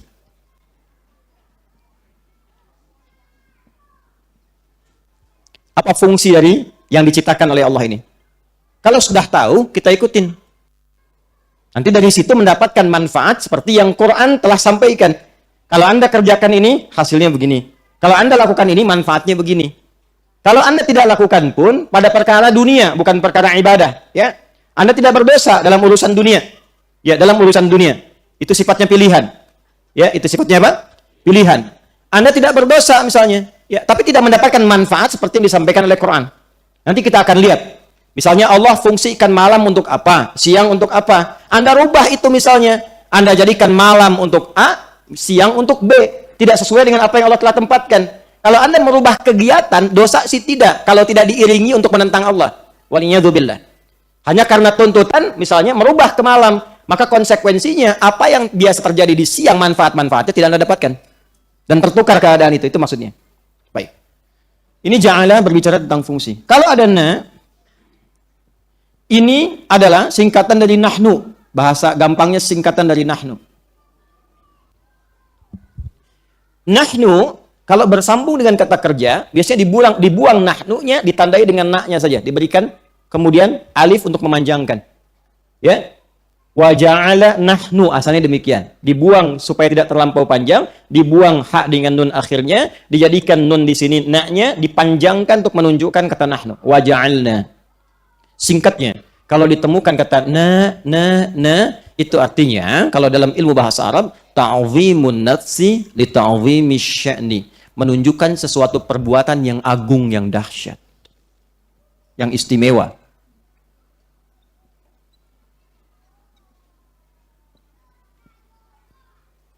Saking istimewanya, maka ditampilkan dengan mengagungkan zat Allah. Menggunakan ta'zimun nafsi. Jadi kalau ada na, jangan diartikan jamak. Ya, kalau ada terjemahan kami, berarti Allahnya banyak. Bukan. Itu Anda yang kurang paham nahwu. Ya, dalam bahasa Arab itu kalau berbicara menggunakan kami pada personal, ingin menunjukkan apa yang disampaikan begitu agung. Ya, manfaatnya begitu banyak. Itu maksudnya. Jelas? Bagaimana kita menerjemahkannya? Wa ja'alna, dan demi keagunganku. Maksudnya, dan demi keagunganku, aku jadikan naumakum, tidur kalian itu naum. Naum itu tidur. Kata naum pertama di Al-Baqarah ayat 255. Allahu la ilaha illa huwal hayyul qayyum la ta'khudhuhu sinatun wala naum. Ayat apa itu? Ayat kursi di Al-Baqarah ayat 255, paling kiri di pertengahan. Salah satu fadilah ayat kursi itu kalau dibacakan setelah setiap selesai salat. Aqba kulli salatin. Dibacakan setelah selesai salat. Didawamkan baca ayat kursi, maka di antara fadilahnya satu, Allah akan berkenan merubah orang yang membacanya memiliki pribadi yang lebih baik. Dengan menghilangkan kebiasaan-kebiasaan buruknya. Nggak cukup dengan amin, maksudnya dibacakan, ya, bacakan. Tapi dipahamkan lewat hati dengan niat yang benar, bukan cuma asal di lisan. Jadi bukan Allah la ilaha illallah, enggak. Maksudnya dibacakan sampai dirasakan dalam hati. Nah, itu ketika sampai ke dalam jiwanya akan diberikan keutamaan oleh Allah menggugurkan kekurangan kesalahan-kesalahannya sehingga setelah itu tampak kebaikan-kebaikan dalam semua perilaku anggota tubuhnya. Jika dibacakan sebelum tidur dengan penuh kekhusyuan, maka ayat itu ditetapkan oleh Allah melindungi orang yang tidur ini dari pengaruh-pengaruh buruk setan dalam tidur.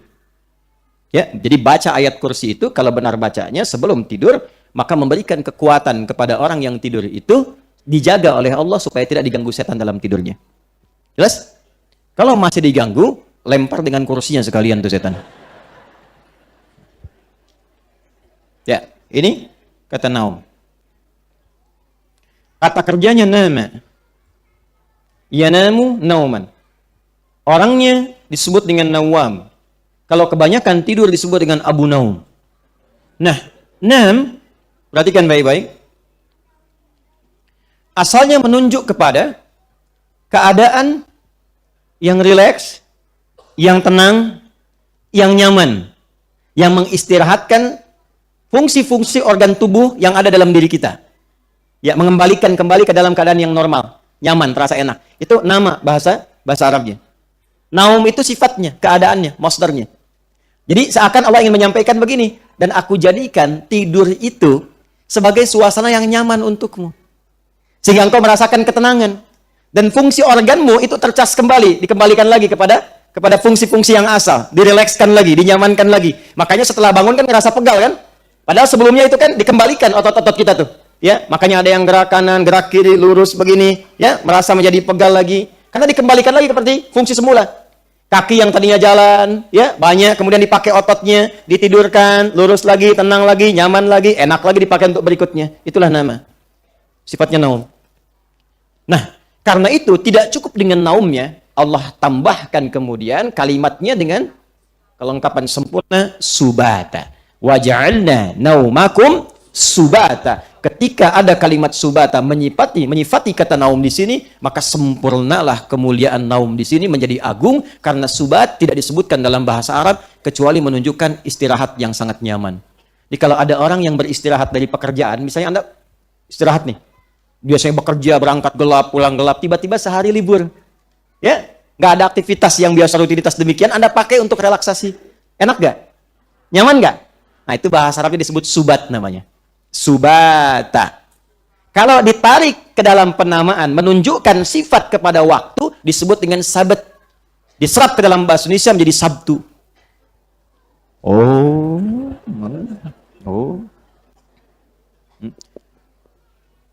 Dulu orang-orang Yahudi diberikan oleh Allah di era-era Nabi Musa alaihissalam, kan? Saat dibimbing itu diberikan kenyamanan. Apa di antara kenyamanannya? Kenyamanannya, ini enak banget. Ditunjukkan kekuasaan Allah subhanahu wa ta'ala Nabi Musa, diberikan kemuliaan. Kamu kalau jalan kemanapun itu ada naungan awan di atasmu. Supaya kalau panas pun terlindungi. Kalau jalan nyaman. Kalau pengen manisan tinggal ngambil kanan dan kiri. Tidak usah manjat jauh-jauh, manjat tinggi-tinggi. Al-Baqarah ayat 57. Wa dhallalna alaikumul ghamama. Wa anzalna alaikumul manna wassalwa. Enak. Pengen air, gak usah ngegali panjang-panjang, cukup minta ke Nabi Musa. Nabi Musa, pengen air dong, gak tanggung-tanggung, 12 mata air, karena jumlah suku kami 12. Kata Allah, ya Musa, pukulkan tongkat kayumu, ke batu itu akan keluar 12 mata air, langsung untuk mereka. Al-Baqarah ayat 60. Wa idhistasqa Musa liqaumihi faqul nadrib bi'asakal hajar, fanfajarat minhu ithnata asyrata aina. 12 mata air, langsung keluar. Lalu Allah sampaikan begini, dari semua nikmat itu, istirahatlah dari pekerjaan. Hei, engkau yang melaut, jangan banyak melaut dulu. Aku jadikan semua 6 hari itu ikannya keluar semua. Nggak usah mancing keluar, nggak usah dalam-dalam, nggak usah jauh-jauh ke laut, ke lepas pantai, nggak usah jauh-jauh. Kamu datang ke situ, ikan yang keluar. Cuman diminta 1 hari istirahat dari dunia.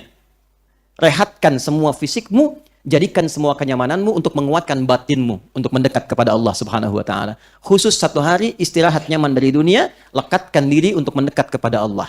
Supaya apa? Fisiknya dengan dunia mantap, qalbunya dengan Allah pun mantap. 1 hari diminta, maka di hari itulah disebut dengan Sabat, hari Sabat. Jadi khusus untuk sehari ini istirahat, mendekat kepada Allah. 1 kali diuji oleh Allah. Masih konsisten nggak nih? Ya, jangan lu dijawab nih, kita lihat nih. Masih. Karena konsisten itu ibu butuh tingkatan itu. Ada 9 tingkatan untuk konsisten kamu muda itu. Konsis 1, konsis 2, konsis 3, konsis 4, sampai konsis. Ini umatnya itu diuji. Tiba-tiba hari Sabtu dimunculkan lebih banyak ikan dari sebelumnya. Naik sebelumnya. Masih ngejar dunia nggak? Masih ngejar dunia nggak tuh? Sebentar, saya kan belum jawab di ayatnya ya.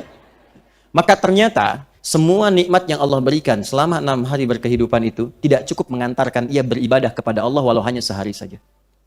Sahabat, keluarlah semua. Padahal sudah perjanjian dengan Allah.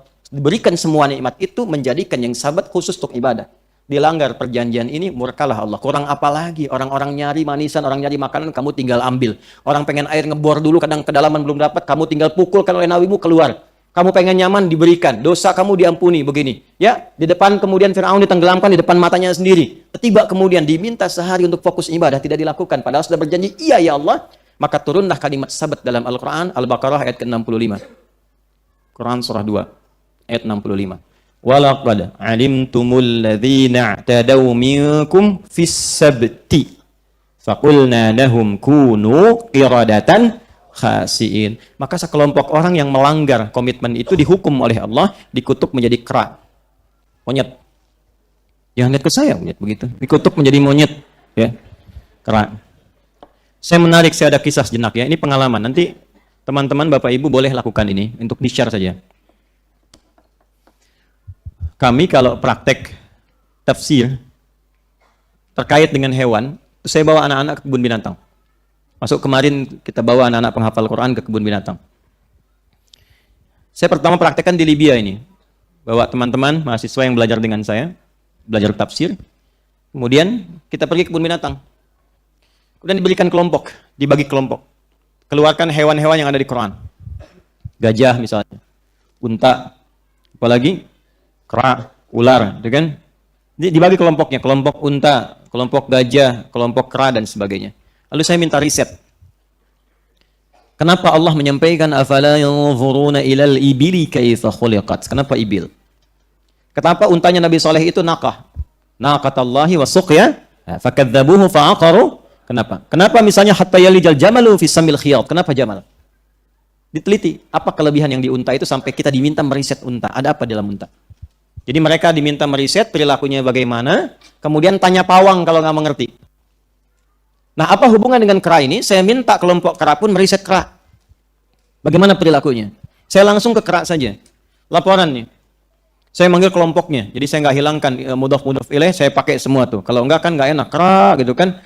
Kelompok kera datang. Apa hasilnya? Ustadz, kami beri kera itu lempar dengan makanan. Begitu dilempar, pakai pisang, diambil dengan yang kanan. Begini. Lempar lagi, kiri. Lempar lagi, diambil dengan kakinya begini semua. Kemudian yang menarik, jika ada temannya si kera pengen ke situ, diusir. Tapi kalau dia nggak puas dengan ini, dia pengen ngambil ke tempat lain. Begitu. Nah, itulah sebabnya salah satu hikmah, kenapa waktu itu diungkapkan Yahudi dikutuknya menjadi kera. Bukan menjadi ayam misalnya. Atau jadi kodok misalnya. Jadi tikus misalnya, tidak. Kenapa dengan kera? Karena ingin menunjukkan salah satu sifat karakteristik yang terwariskan adanya sifat ketamakan. Ingin mengambil semua, monopoli semua, nggak ingin berada di bawah, selalu ingin ada di atas. Kalau dia bosan, dia ambil tempat orang lain walaupun dia paksa dengan itu semua. Dia keluarkan yang ada di dalamnya, dia masuk ke dalamnya. Dan dia kuasai itu sebagai tempatnya. Itu karakteristiknya. Makanya nanti kalau ada yang berbisnis misalnya, nanti Quran itu benar, pasti benar itu. Kalau ada yang berbisnis dengan kalangan Yahudi, tidak dilarang bisnis, tapi lihat baik-baik. Seperti apa karakternya, sehingga Anda tidak mengalami seperti apa yang pernah diingatkan oleh Al-Quran. Dan itu pasti nyata. Karena ingin selalu dominan. Dominan dalam sistem kehidupan, baik itu politik, ekonomi, militer, ingin mendominasi, itu disebut millah namanya. Quran surah kedua Al-Baqarah ayat 120. Walan tarda ankal yahudu walan nasara hatta tattabi'a jadi Anda pun harus paham, kalau jadi pejabat yang tertinggi, mimpin negara dan sebagainya, harus paham. Anda nggak akan dibiarkan punya sistem ekonomi mandiri kecuali ikut yang telah didesain. Anda nggak akan dibiarkan punya sistem politik yang kuat mandiri untuk kemaslahatan pribadi atau bangsa Anda kecuali harus dipaksa ikut. Terus diingatkan. Nah, maksud pengingat ini bukan ingin bertempur, bukan ingin menyerang, bukan macam-macam, bukan. Tapi membuat kita lebih kuat. Begini caranya gitu, dibimbing.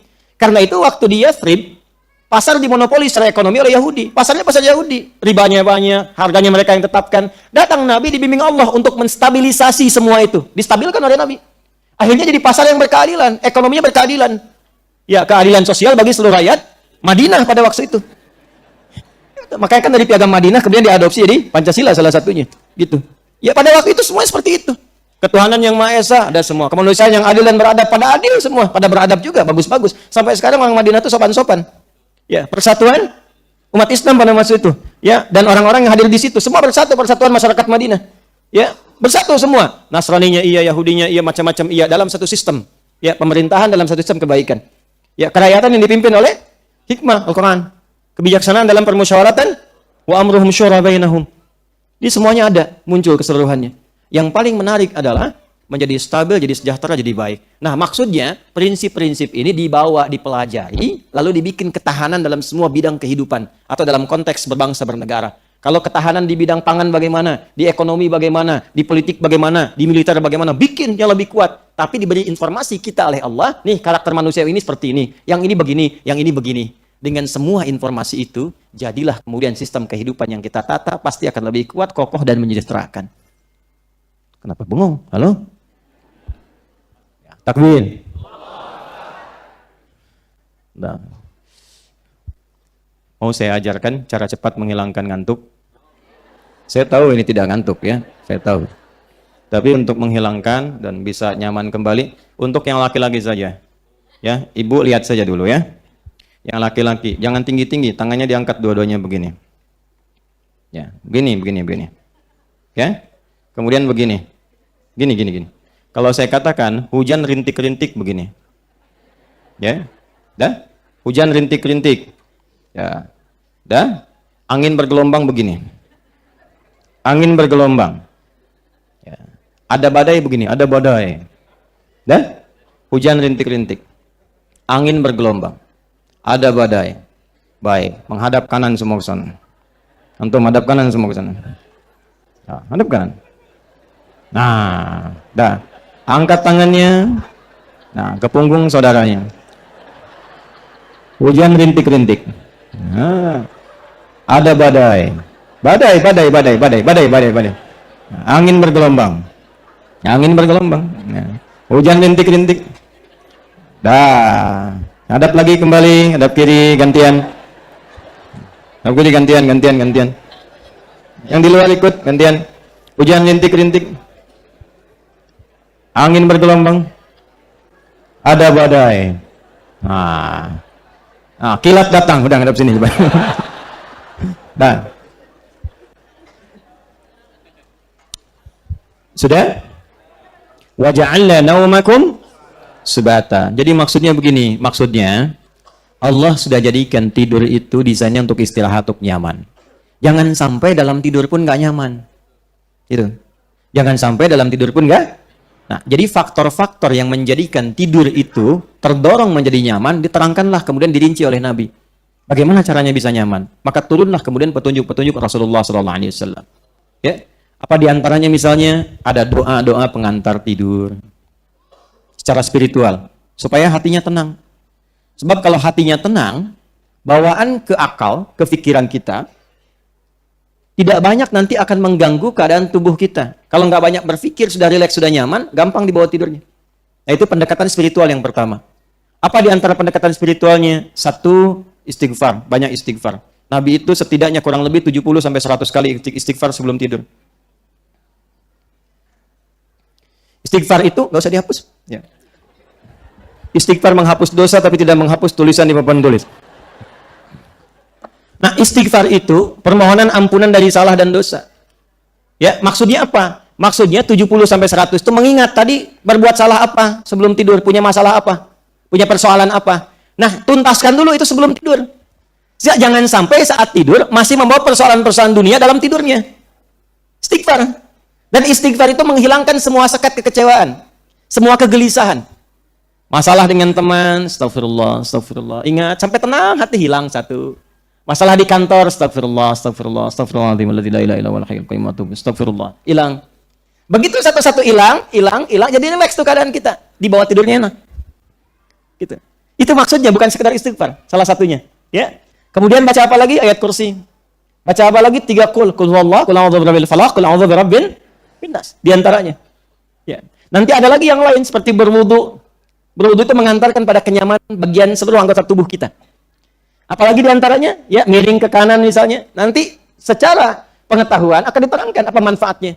Kenapa kemudian didorong untuk sunnahnya miring ke kanan dan sebagainya.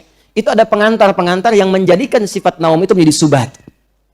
Jadi Quran itu tidak berhenti difirmankan pada sekedar tantangan penjelasan saja. Dijelaskan kami jadikan tidur itu menjadi suasana istirahat yang nyaman. Ternyata Anda tidur jadi nggak nyaman. Anda tanyakan sama Allah, ya Allah, saya kok tidur nggak nyaman? Engkau mengatakan ku jadikan tidur nyaman, tapi tidur saya nggak nyaman. Yang salah adalah Anda tidak mengikuti cara tidur yang dibimbing oleh Rasulullah supaya mendapatkan kata subat di sini dalam keadaan tidur kita. Di Quran dengan hadis itu satu kesatuan dalam pedoman kehidupan. Paham ini? Oke, baik. Teruskan ayatnya. Jadi satu-satu ya, saya ingin tunjukkan begini, betapa tingginya ajaran Islam, urusan tidur pun diatur. Nah, keadaan sebelum tidur itu akan terbawa pada saat tidur. Dan keadaan saat tidur akan menentukan pola pikir dan keadaan kita pasca bangun dari tidur. Dan konsep itu akan berlaku sampai dengan alam kubur. Di alam kubur, tidur. Apa yang Anda alami di alam kubur saat tidur, itu yang dihasilkan saat bangun di dunia. Nanti apa yang Anda rasakan saat tidur di alam kubur, itu yang Anda alami saat bangkit dari kubur. Kalau amalnya bagus, nikmat tidur di alam kuburnya, dan kenikmatan di alam kubur itu, itulah gambaran apa yang didapatkan saat bangun dari tidur. Sama, di dunia juga begitu. Apa yang didapatkan dalam tidur, apakah mimpinya bunga tidur, apakah hidayah dari Allah, apakah provokasi setan, itu bergantung pada keadaan sebelum tidur. Nanti saat bangun, yang terfikirkan apa yang dirasakan dalam tidur. Makanya ketika bangun, astagfirullah tadi saya mimpi ini. Atau kepikiran sesuatu yang pertama kali diingat itu yang dibawa dalam tidur. Makanya supaya enak, nyaman, dan tentram, jadikan tidur kita itu seperti yang Allah telah tetapkan fungsinya subata. Jelas? Jadi kalau Anda bacanya subasa, bangun tidur ingat bola. Berapa skornya nih? Wa ja'alna naumakum subasa. Subata. Baik. Satu ayat lagi. Wa ja'alna al-laila subasa. Lail. Ja'alna sudah saya terangkan tadi, dan demi keagunganku aku jadikan fungsi malam. Itu lail itu malam. Lail itu apa? Ingat ya, kalau ada al-lail itu mutlak menunjuk kepada malamnya. Ya, waktu dan keadaannya.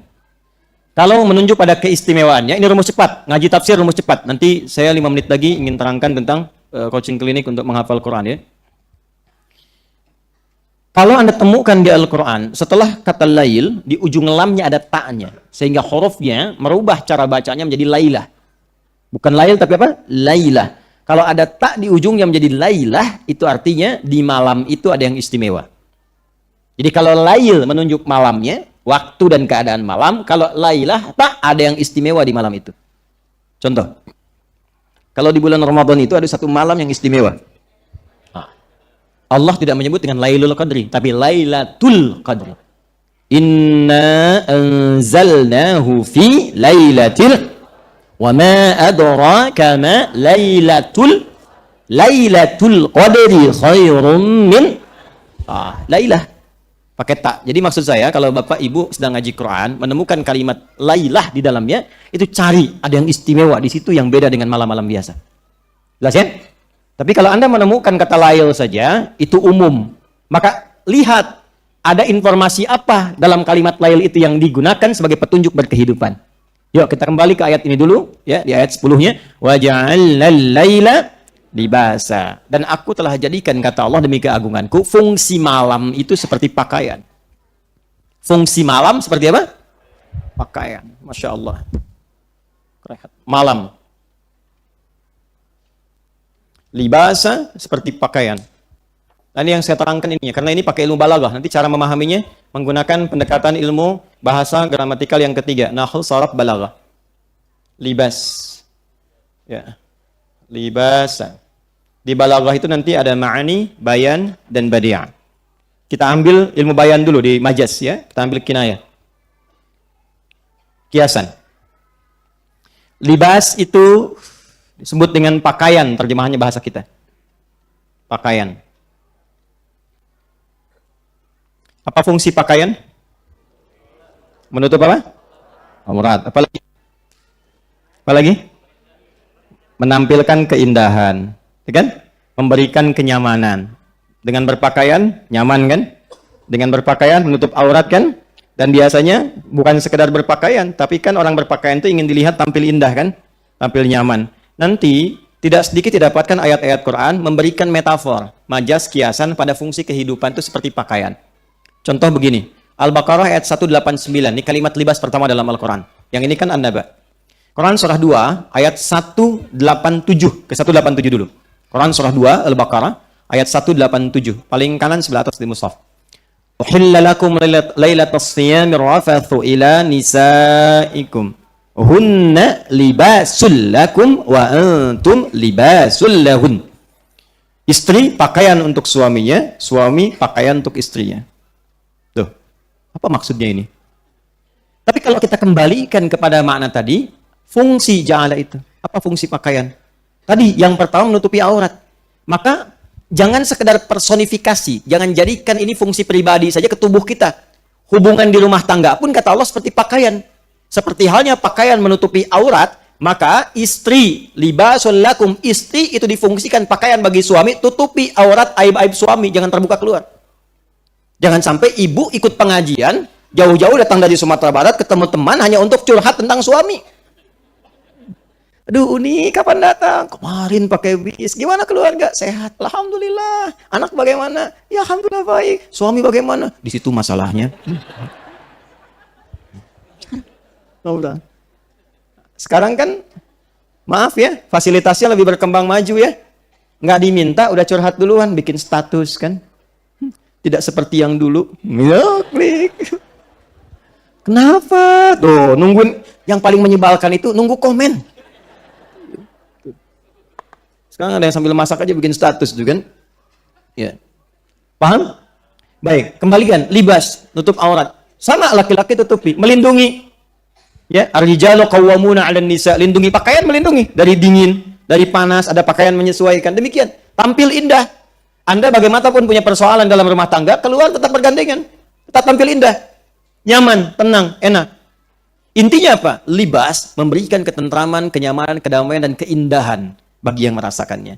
Kata Allah, wa ja'alna al-laila libasa. Aku jadikan pertama malam itu seperti pakaian yang menutupi. Baik. Yang kurang-kurang bagus kelihatan di siang hari, ditutupi di malam hari, nggak nampak semua. Dihiasi malamnya dengan keindahan seperti pakaian yang tampil indah. Jadi Anda hanya dihadapkan untuk melihat cahaya dan malam saja ke atas. Langitnya dihiasi dengan bintang-bintang. Sehingga Anda ketika keluar malam, ada di Quran ayat-ayat tentang keluar malam. Ya, siru fil ardi. Silakan keluar. Siru itu dari kata asra. Subhanalladzi asra bi abdihi. Kenapa Isra Mi'raj itu Isra'nya malam? Salah satunya untuk menikmati keindahan-keindahan di malam hari dengan segala yang Allah telah tampilkan. Yang buruk siangnya ditutup. Makanya orang atau kita kalau ngelihat keluar malam dengan siang beda kan ya? Ya, Anda lihat ke tempat manapun tuh, walaupun kelihatan kotor siangnya, jalannya rusak, bangunan nggak enak. Kalau malam keluar kayaknya bagus semua tuh. Benar nggak? Itulah libas. Maka kadang-kadang, kenapa libas didekatkan kepada naum? Kadang keluar untuk melihat sesuatu sampai rileks dan merasakan ketenangan, membuat cepat kita untuk merasakan ngantuk dan enak tidurnya. 1. 2.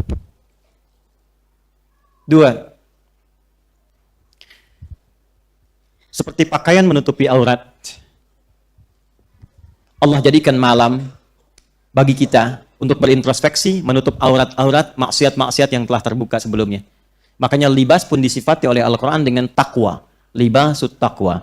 Bagi insan beriman, dia tidak hanya menjadikan malam itu suasana untuk istirahat dan menikmati keindahannya, seperti tampil pakaian indah, tapi dia jadikan juga malam itu untuk menjadikan pakaian takwa menyelimuti dirinya sehingga menghilangkan aurat-aurat maksiat yang pernah dia kerjakan di siang harinya. Di Quran surah ke-7 dalilnya ayat ke-26. Ini mahal sekali, belum tentu Anda dapatkan. Quran surah 7 Al-A'raf ayat 26. Ya bani Adam, qad anzalna 'alaikum libasan yuwari sawatikum wa risha. Wa libasut taqwa dzalika khair. Dzalika min ayatillahi la'allahum yadhakkarun. Ada ayatnya? Quran surah 7 ayat 26. Perhatikan baik-baik. Ini dibaca, kita hafal, tapi diamalkan nggak? Itu maksudnya. Ya. Perhatikan, fokus. Ya bani Adam, hai semua anak cucu Adam. Saya tanya, Bapak, Ibu, saya, kita semua anak cucu Adam bukan? Oke? Berarti ayatnya berlaku untuk kita. Qad anzalna 'alaikum libasan yuwari sawatikum wa demi keagunganku, aku turunkan pada kalian kemampuan, kekuatan untuk mendesain model-model pakaian yang indah-indah sehingga bisa menutupi aurat. Ini ayat tentang fashion. Silahkan tuh yang punya usaha di bidang-bidang fashion, ya, model pakaian dan sebagainya. Silahkan ciptakan, kreasikan, bikin desain-desain pakaian yang indah, ya, yang fashionnya bagus, tapi fungsi utamanya tutup aurat. Jangan bikin misalnya fashion week, jalan, catwalk, macam-macam, kelihatannya bagus, tapi aurat terbuka kemana-mana. Kalau cuma tampil untuk membuka aurat, binatang itu pasti unggul. Pasti lebih unggul. Ya, jadi jangan berlomba dengan binatang, nggak akan menang. Nggak akan menang. Ya, saking unggulnya binatang, bahkan risih kalau dipakein pakaian. Ya, lebih senang kalau dibuka. Manusia beda. Manusia itu bedanya dengan binatang, lebih indah, lebih elok kalau ditutup. Kalau binatang lebih bagus kalau dibuka. Justru ketika dipakaikan pakaian tertutup, misalnya tertutup aurat binatang, bisa. Ya, ada delman datang ke Bendiraya lewat tanah kusir menutup aurat. Masya Allah. Gak tanggung-tanggung, ya, kuda betina, delman betina dijilbabin misalnya, ya, maka apa yang tampil pada diri kita gak akan enak dilihatnya. Ini yang punyanya kurang sehat apa ya katanya, kan begitu, ya. Anda punya peliharaan kucing, semanis-manisnya kucing kan gak akan Anda bajuin, ya kan? Kenapa? Karena tabiatnya terbuka, semakin dibuka semakin nyaman. Ya, pernah lihat monyet betina pakai jilbab? Tidak, gak akan nyaman, dia pasti buka. Bedanya dengan manusia, manusia senang ditutup. Itu. Jadi ayat tentang fashion banyak, silakan modelnya dibikin. Putih-putih semua kayak ibu tuh. Ya, silakan. Batik bikin batik, gak apa-apa silakan. Baju koko bikin, macam-macam. Bawa pakai jubah silakan, gak ada masalah. Tapi jangan pernah membuat bagi insan beriman dengan model yang indah itu hanya tujuan untuk membuka auratnya, untuk apa? Jelas? Ya, yuwari sawatikum, untuk menutupi yang gak enak dipandang. Ya, bukan cuma gak enak. Sau itu maksudnya begini, sesuatu yang gak bagus dipandang sehingga bisa membahayakan, itu sau namanya. Sau temannya su, kalau jadi perbuatan buruk su itu dari nafsu. Sumbernya Quran surah 12 ayat 53. Ya, perhatikan kalimatnya. Wa ma ubarri'un nafsi innan nafsa la'ammaratun bisu. Nafsu itu bisa mengarah pada perbuatan buruk. Kapan tampil yang buruk itu? Salah satu pemicunya perbuatan sau. Kapan sau itu muncul? Ketika auratnya dibuka. Ya, makanya kalimatnya mengatakan, ya, libasa yuwari sawatikum. Ini ditutup pakaian ini, menutup hal-hal buruk dalam tubuh ini yang nggak layak dipandang, yang kalau terbuka menarik orang yang tidak mampu mengontrol nafsunya. Nah, itu diputar oleh orang liberal sekarang. Wah, ini bukan pakaian yang terbuka, dia aja nggak bisa nahan nafsu. Kurang sehat tuh cara berpikirnya. Justru cara menahan nafsu itu dengan cara Anda menutup aurat. Ketika Anda buka, Anda memancing dia untuk mengeluarkan nafsunya. Itu persoalannya. Jadi Quran itu ada sau, ada su, ada nafas, ada nafsu. Jadi kalau kita ngajinya total, kita paham itu. Teruskan ayatnya. Walibasut taqwa. Nah, ini kaitannya. Dan di antara sekian libas pakaian yang bagus itu, yang paling baik libasut taqwa. Dzalika khair. Pakaian takwa. Nah, jadi kalau sudah tiba malam, bukan hanya menyelimuti keadaan, bukan hanya membuat kita enak tidur, tapi bagi orang beriman yang imannya kuat, malam itu digunakan untuk menggunakan jubah takwanya, mengiringi kenyamanan tidurnya. Maka apa di antara amalan takwa itu? Bangun malam tahajud. Wa ja'alna naumakum istirahat. Wa ja'alna laila enak keluar. Jadi malam itu ada yang enak tidur, ada yang enak jalan menikmati pemandangan, ada yang dia menggunakan pakaian takwa untuk mengisi malamnya. Tidur, dia nikmati tidurnya, dia nikmati rezeki Allah yang memberikan ngantuk dan tidur nyaman, tapi dia bangun malam harinya untuk menggunakan pakaian takwanya. Maka adalah panggilan di Quran, surah ke-73 Al-Muzammil, di ayat yang ke-6. Atau kita baca dari ayat pertama. Ya ayyuhal muzzam qumil laila illa nisfahu aw inqus minhu aw zid alaihi warattilil qur'ana tartila. Innalaka, nah ini yang saya, Masya Allah, ini yang saya kadang-kadang suka. Gimana ya? Malu sama Allah. Kata Allah tuh begini, disindir halus tapi tajam banget. Innalaka fin nahari sabhan tawila. Duh, kamu ini betapa sibuk saat pagi sampai siang itu. Sabhan tawila, sibuk bekerja, beraktivitas, padat, kadang-kadang ibadahnya cuma secukup fardu aja. Sekarang malam tidurnya begitu enak, pakai selimut. Tapi cita-cita surganya Firdaus, kayak tadi itu ya. Kayak tadi tuh. Itu ayatnya dalam banget tuh. Kamu ini sudah siangnya sibuk, malamnya tidurnya juga nyaman banget. Terus cita-cita surga Firdaus, tapi malam gak bisa bangun. Kata Allah, bangunlah sedikit. Walaupun cuma sedikit malamnya. Gunakan untuk mengenakan pakaian takwa. Apa manfaat menggunakan pakaian takwa ibadah di malam hari itu? Inna nasyi'atal laili hiya ashaddu wat'an wa aqwamu qila. Kalau engkau bisa bangun di malam hari, gunakan pakaian takwamu, itu agar lebih cepat menyentuh hatimu untuk lebih dekat dengan Allah. Makanya orang yang bangun malam, itu ibadahnya cenderung lebih khusyuk. Doanya cenderung lebih meresap, dan yang paling dahsyat, sekatnya dengan Allah menjadi tersingkap. Kalau dia berdoa langsung tembus tuh. Makanya kalau istighfar kadang langsung menangis, kalau baca Quran langsung khusyuk, dan doa tidak jarang langsung terjawab di sisi Allah Subhanahu wa taala. Tafsir semacam ini agak jarang diterangkan. Paling kita hanya bahas wa ja'alna naumakum subata, sudah tidur itu istirahat.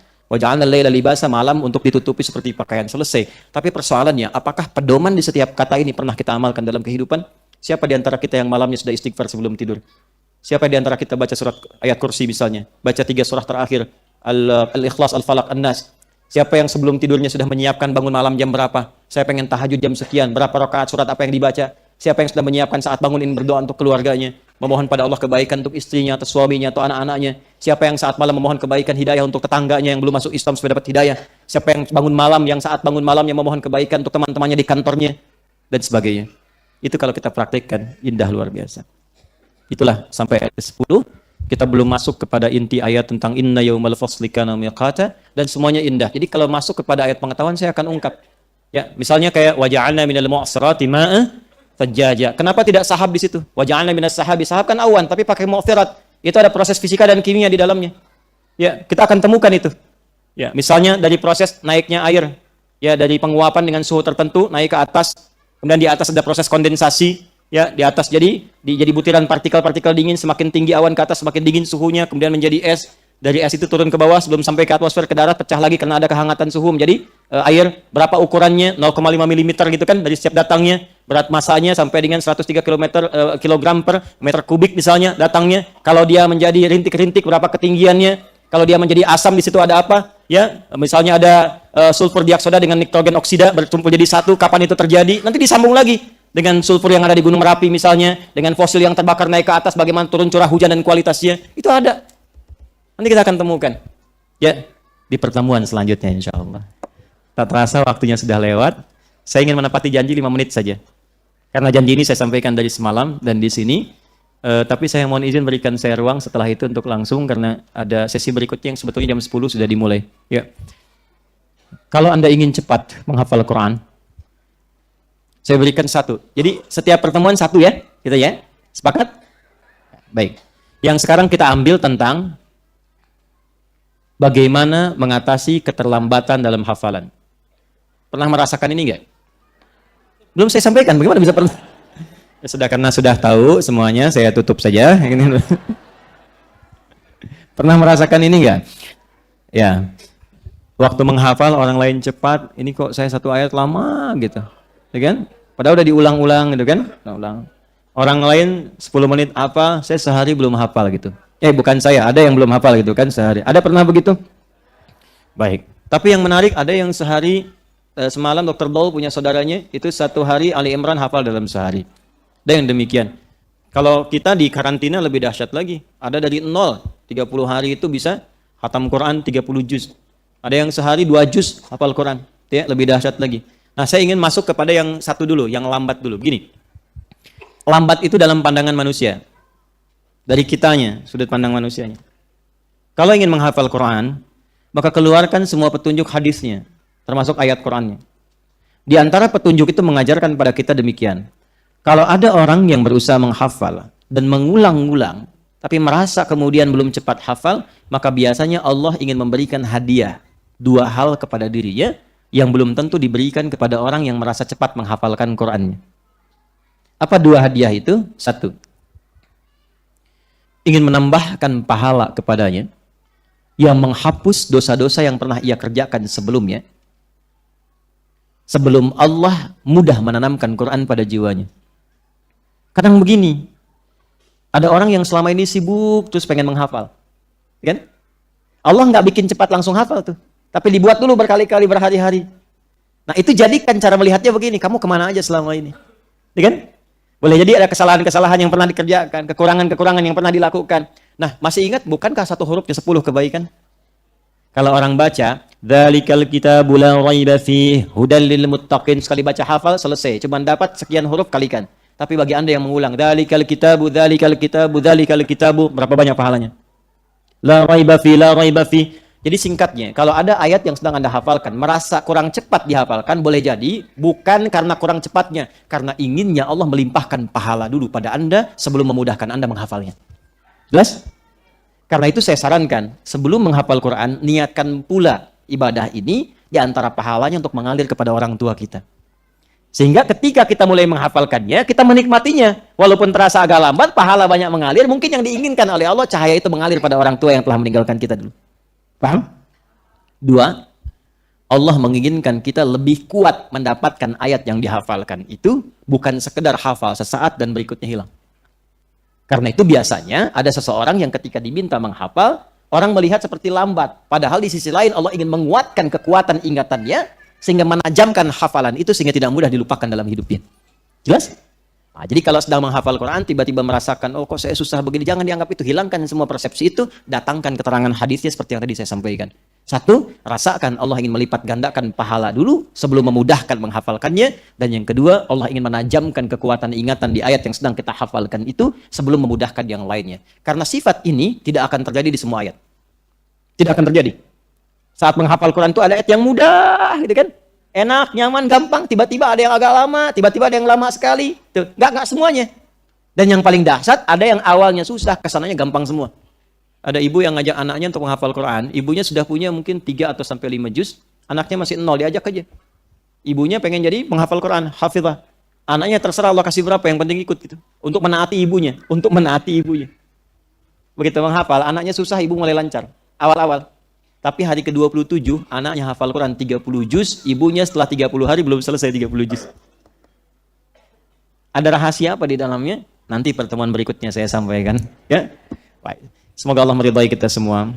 Semoga Allah merahmati kita semua dan memberikan kebaikan-kebaikan dalam kehidupan kita yang merubah diri kita lebih dekat dengan Allah Subhanahu wa taala.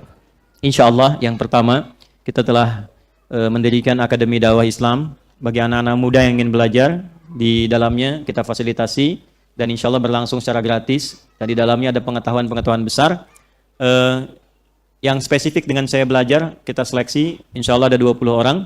Kalau Anda mendaftar sudah masuk, nanti akan saya seleksi dan itu akan tinggal dengan saya, akan belajar dengan saya dan gratis ke semuanya. Dan nanti kita juga akan bawa ke beberapa masyayikh di Timur Tengah untuk pendalaman.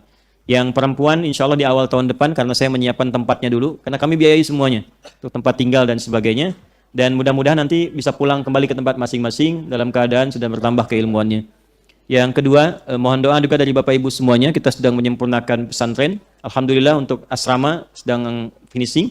Guest house sudah selesai. Saya menunggu masjid dulu. Ini masjid mungkin Ramadan baru selesai. Kalau masjid sudah selesai, baru saya akan undang beberapa dari Bapak Ibu yang sudah masuk kelas itu di Mira untuk bisa belajar di sana, mungkin di akhir pekan ya, seperti yang ini pada datang tuh bisa belajar nginap di sana, bisa menikmati juga apa yang sudah dibangun di sana sebelum nanti anak-anak formal masuk. Di 2024 sudah formal masuk, sebelum itu kita akan isi dulu untuk kegiatan-kegiatan. Gratis, saya nggak bisa minta apa-apa karena itu kan wakaf. Dan saya memang tidak terbiasa minta apapun, silahkan, bawa bekal masing-masing, tidak ada masalah. Ya, itu yang bisa kita sampaikan, kita bangun dulu sampai selesai. Dan mudah-mudahan diridhai oleh Allah Subhanahu wa taala. Allahumma taqabbal minna innaka antas samiul alim wa tub alaina innaka antat tawwabur rahim. Allahumma rabbana atina fid dunya hasanah wa fil akhirati hasanah wa qina adzaban nar. Wa sallallahu ala sayyidina Muhammad wa ala alihi wa sahbihi ajma'in. Wa akhiru da'wana subhanakallahumma wa bihamdika nashhadu an la ilaha illa anta nastaghfiruka wa natubu ilaik. Walhamdulillahi rabbil alamin. Yang dari Sumbar satu bis itu berapa orang? 32. Nanti tolong dari jumlahnya semua itu disampaikan kepada staf saya yang di Uwah Corner di luar. Nanti Bapak Ibu yang dari Sumbar yang pakai bis akan dihadiahi masing-masing seorang satu paket buku berisi 6 buku untuk dibawa ya. Untuk dibawa pulang. Nanti tolong dihubungi ya supaya nanti disiapkan jumlah dan kesesuaiannya. Mungkin harus ngambil dulu dari tempat pusatnya karena baru disampaikan. Mohon berikan izin saya mudah akses untuk keluar ya. Assalamualaikum warahmatullahi wabarakatuh.